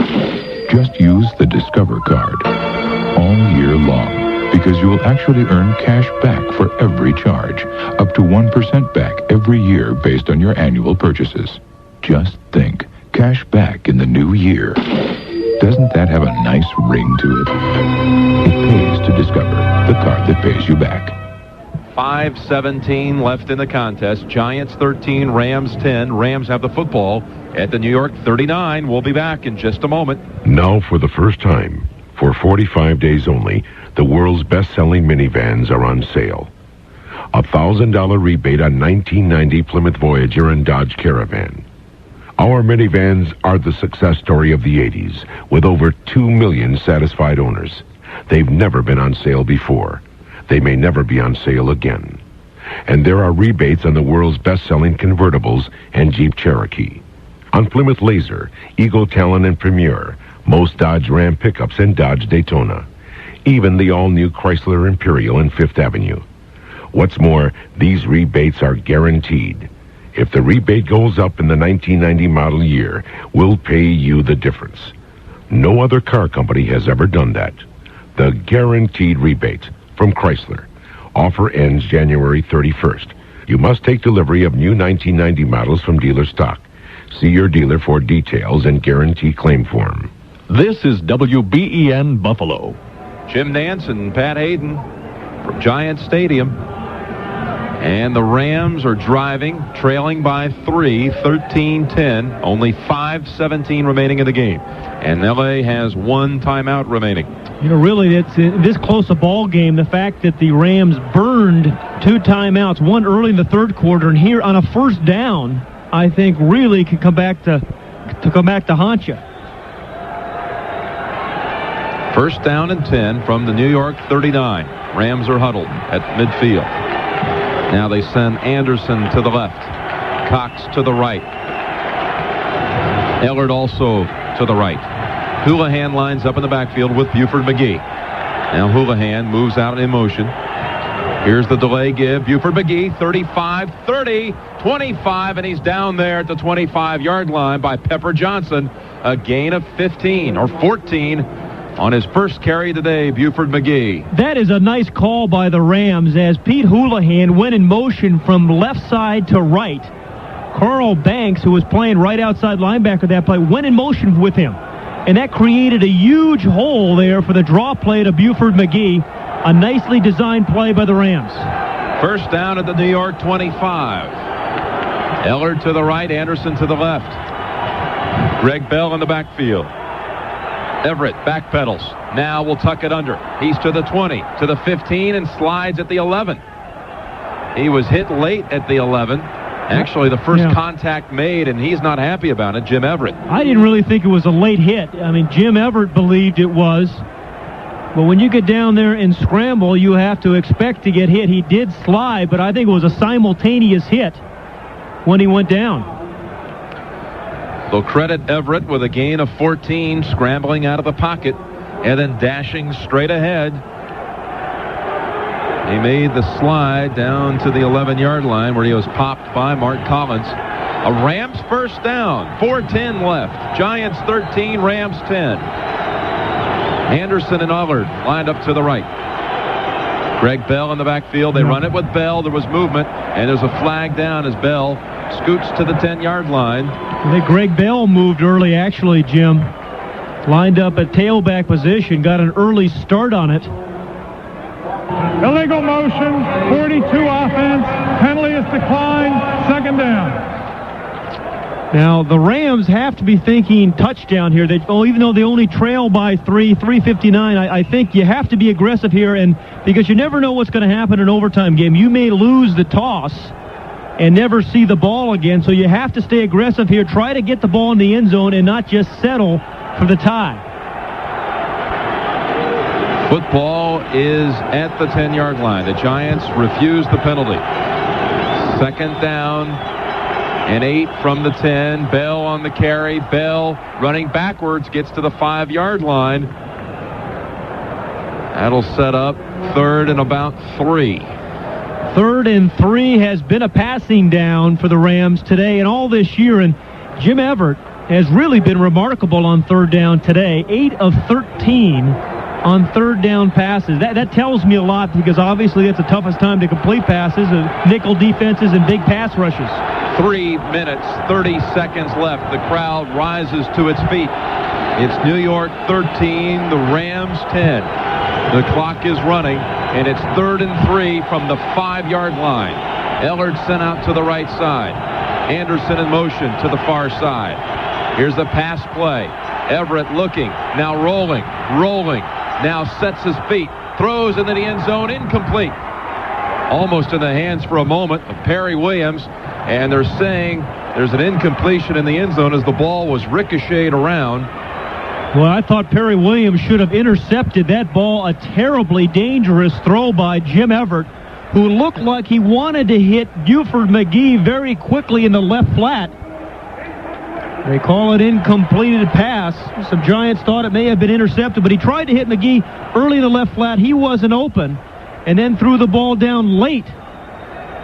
And it should have been picked off, I think, by Perry Williams, number 23. I tell you, there's a replay. We have access to a replay in our booth. The ball ricocheted off Perry Williams and sailed over teammate Terry Kennard's head. And then a couple of players made a diving attempt at it, including Flipper Anderson and Mark Collins. They did not catch the ball, Pat. Yeah. And the ball did not appear to touch the ground. It then landed on the back of Mark Collins, where it was scooped up by Perry Williams. Yeah, that should have been an interception, as we have a chance to look at that, and they appear to be reviewing that. It bounces over the free safety's head, then into another Rams' hands. It does not look like, in our replay booth, that it ever touched the ground. Was stuck on the back of another defensive back, and it should have been an interception, I believe, by Perry Williams. After further review, the play stands as called. Well, so they are saying that the replay was not conclusive. And the replay comes into play in this one. The play will stand. Mike Lansford can tie the game. This will be a 22-yard field goal from the left hash mark. 3 minutes, 5 seconds left. Houlihan on the hold. The kick is on its way, and the kick is good. The game is tied. Lansford drills it right down the middle, and it's 13-13 with 3:01 to go. Let's pause for this word. You talk football lineman, my guy Buster Bruiser's the best. He's strong. Buster putting on the cheerleaders. Oh, sorry, Coach. And he's active. About the only thing Buster takes time out for. Time out! Is Campbell's Chunky Soup. Chunky has delicious chunks of lean meat and garden vegetables, and it's quick to satisfy. Delicious. So Buster can pick up right where he left off. Buster putting on the band. Campbell's Chunky Soup. the satisfying stop that keeps you going. Monday Night Football is over, leaving a lot of jocks strapped for entertainment.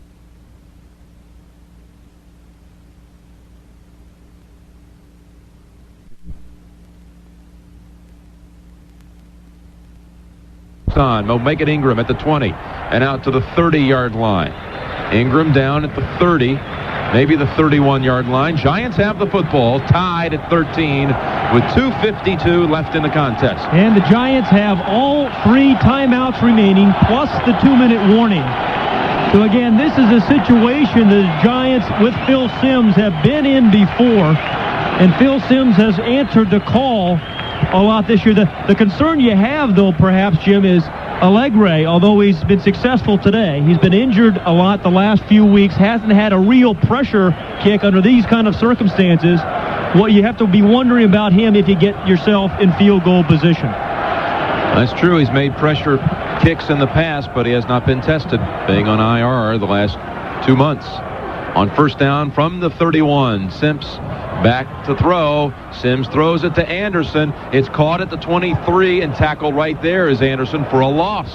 A loss of 8. Well, that is a big play by inside linebacker Fred Strickland. It was supposed to be a screen pass. Phil Simms dropped back, and they've had some trouble running screen passes today, quite honestly. The Rams have read them very well. And then he dumped the ball to Otis Anderson, but nobody was fooled, particularly the inside linebacker Strickland, who tackled him for the loss. Maurice Carthon was injured on that touchdown earlier in this half, and we have now the word it's a sprained knee. He may return. 2nd and 18 from the 23. Simms looking to throw long. A pass is incomplete. Very nearly intercepted by Leroy Irvin all the way at the 30-yard line. He was covering Stephen Baker. Well, Stephen Baker down the left side was open early, and I think perhaps if Simms had thrown it out in front of Baker, he could have caught the ball because Leroy Irvin, the corner on the left side, was beaten. But the ball was underthrown a little bit, allowed Leroy Irvin to gain some ground back up, and so the ball was incomplete. And that brings us to the 2-minute warning. It's the 2-minute warning, and once we reach the 2-minute warning, we ask you if you've been munching away and your upset stomach has issued you a warning, reach for the soothing relief of Pepto-Bismol. The score, the Los Angeles Rams 13 and the New York Giants 13. Let's take time out. And now, the Maximum Strength Pepto-Bismol Hall of Fame honors Larry Simon. Yo, hot dogs, give me 2. The loud fan in the loud pants who stuffs himself to the max. Yo, ice cream over here. Needless to say, Larry needs Maximum Strength Pepto-Bismol. With twice the medicine, twice the Pepto, it soothes big upsets. Yo, Pretzel Man, I'm waiting. Unfortunately, it can't get rid of loud fans in loud pants. I'm still waiting. Maximum Strength Pepto-Bismol. Twice the Pepto. Use only as directed. Buick quality has always been an outstanding investment, and right now it's a very affordable one. See your Buick dealer now during Buick's Great American Quality Days. Discover an attractive selection of premium American motor cars, now available with an attractive choice of incentives to put Buick quality well within your reach. Cash in on quality now during Buick's Great American Quality Days at your Buick dealer.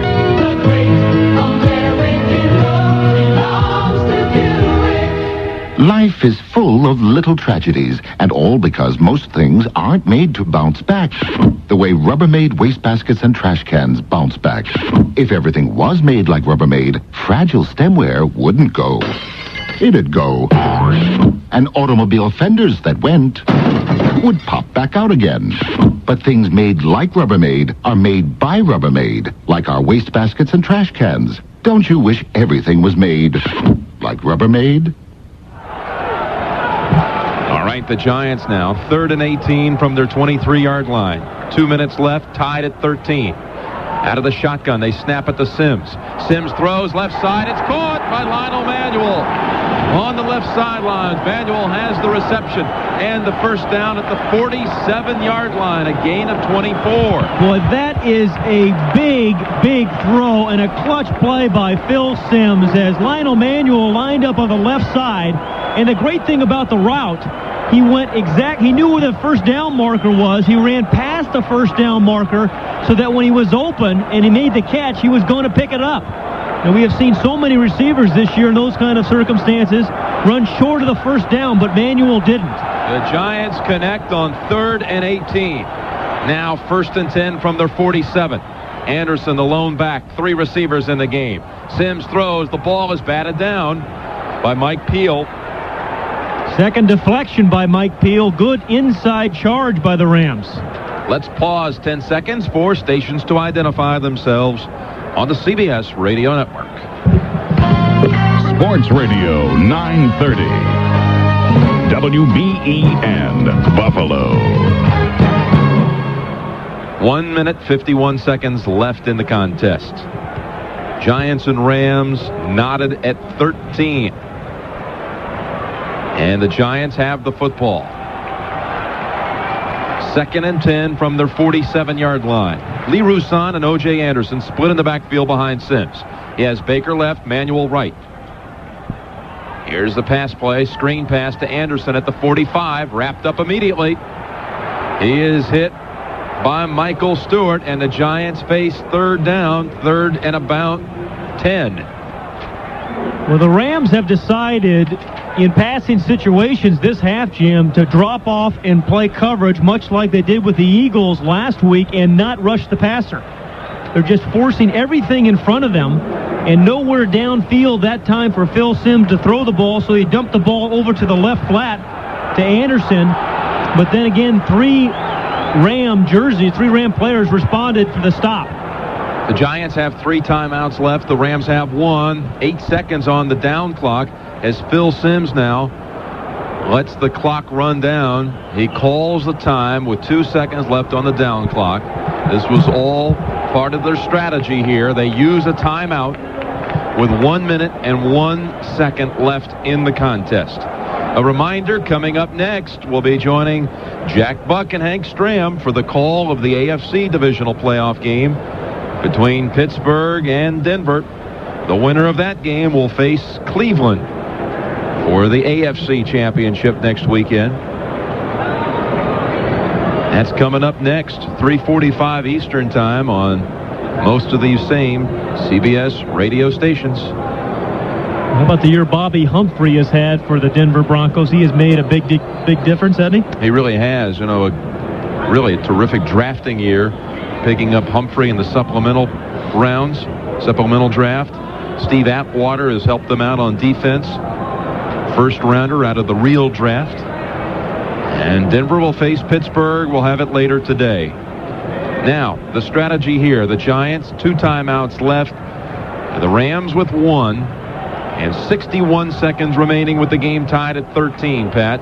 3rd down and 10 for New York. And here's where the last 3 times the Rams have dropped off and played coverage, forced everything in front of Phil Simms, but he had the big 3rd and 18 just a few moments ago. Out of the shotgun, 4 receivers in the game. Simms with pressure now, gets away from the rush. Here comes Kevin Green, and the pass is thrown away. Incomplete. No grounding call. Yeah, I thought that should have been grounding. Quite honestly, the closest man there was Doug Reisenberg, the right tackle, and the Rams are vehemently complaining to the officials that should have been grounding. The incompletion, Kevin Green was right all over him too, brings in Sean Landeta, and the Rams will get the football here in the final minute of regulation. But, Jim, the fact that the Rams burned 2 timeouts early in this half really, I think, is going to hurt them coming down the drive here now. Henry Ellard is back to receive the punt along with Leroy Irvin. Here's the punt by Landeta. The punt bounces at the 20 and goes out of bounds at the 20-yard line. 47 seconds left. It's 13-13.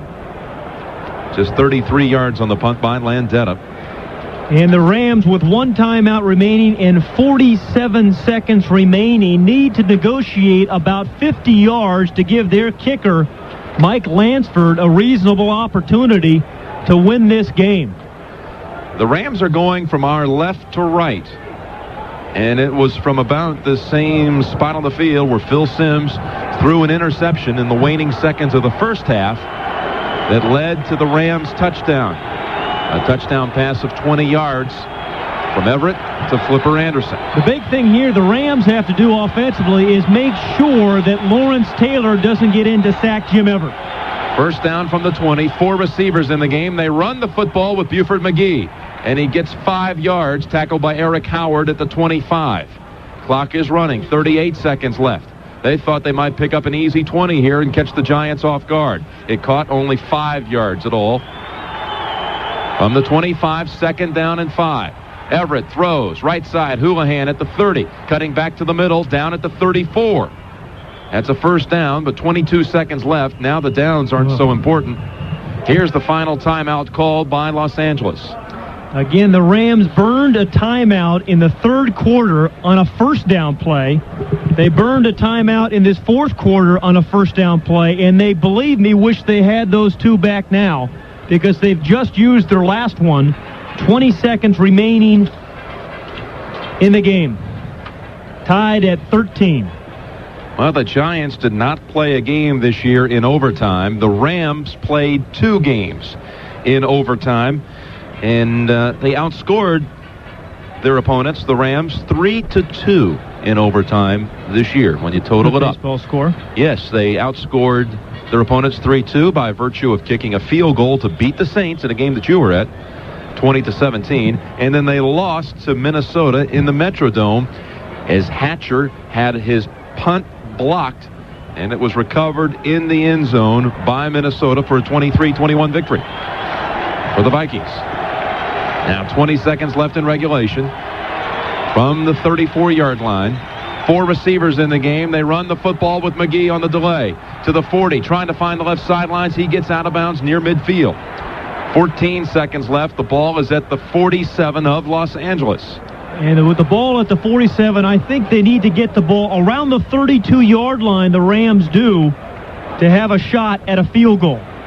And with 14 seconds, if they do get down, they need a pass that not only they can pick up the yardage, but a receiver can get out of bounds. 14 seconds left. The Rams have no timeouts remaining. They are going from our left to right. They have 3 receivers set to the right side. From the 48, Everett back to throw. Now steps forward. He'll run with the football. He must look for the sidelines. He is tackled at the 40 with 5 seconds left. The clock will most likely run out. 1 second. No time left in regulation. So we're going to overtime here in this NFC Divisional playoff game with the Rams and Giants finishing regulation tied at 13.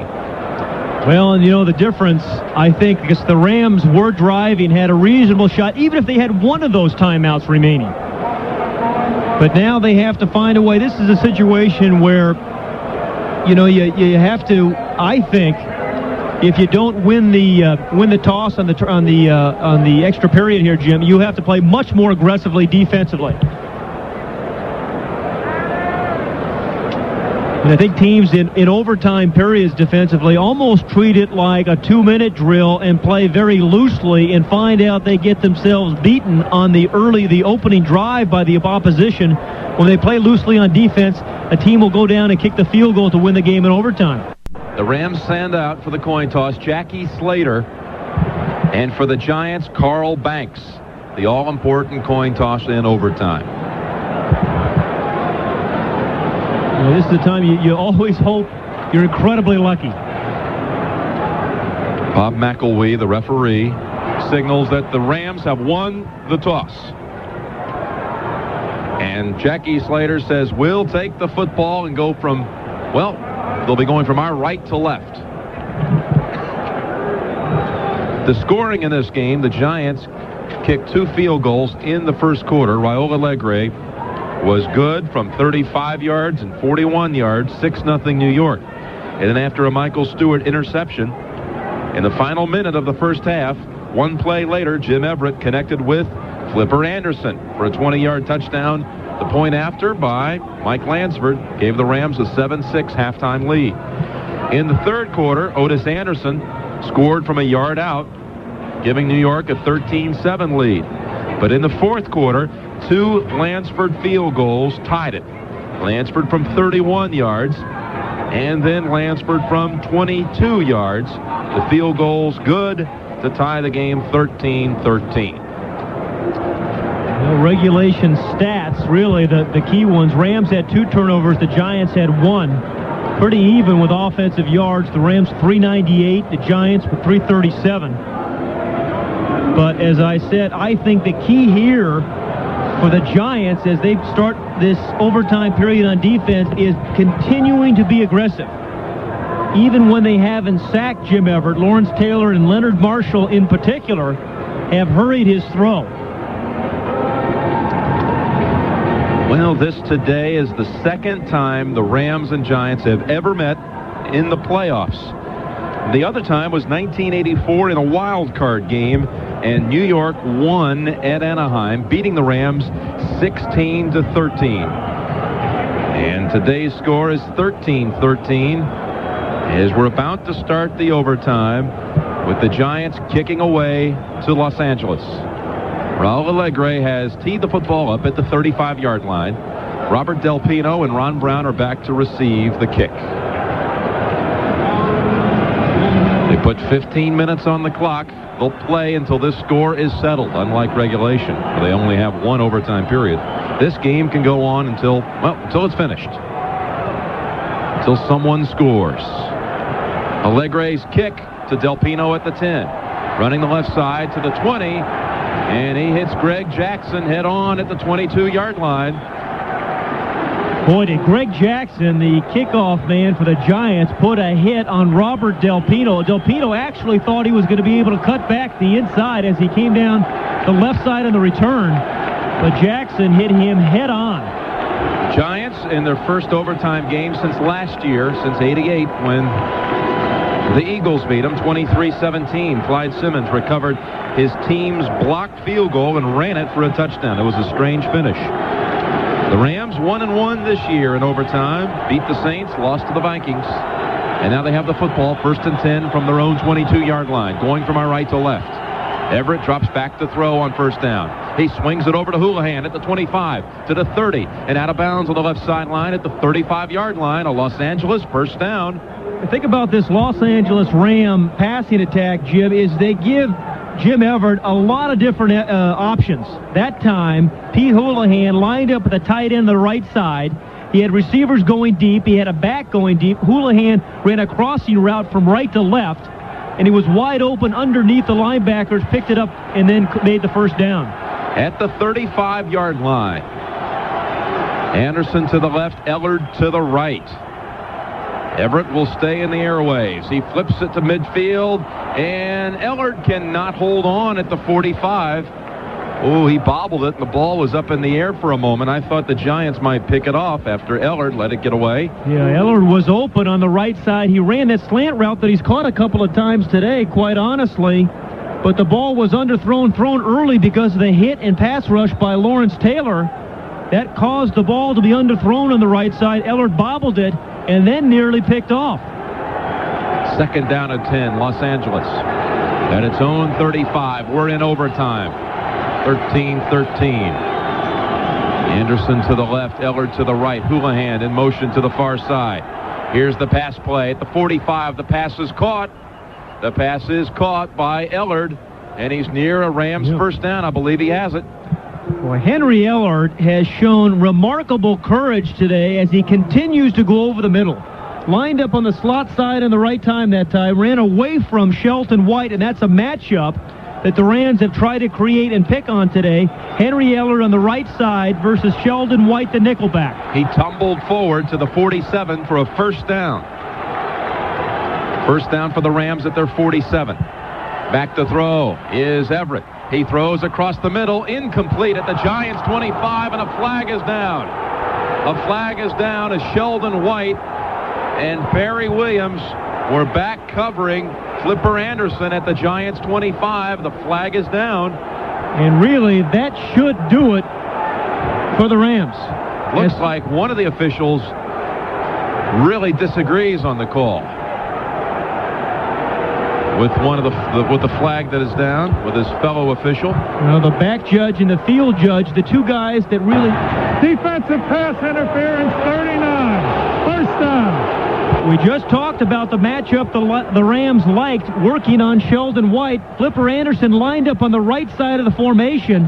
And really, to me, Jim, it did not look like pass interference. We had a chance to look at it on a replay, and it must be a catchable ball. And I thought it was too far out in front of Flipper Anderson to make it pass interference. And there was not a great deal of contact on top of it, Pat.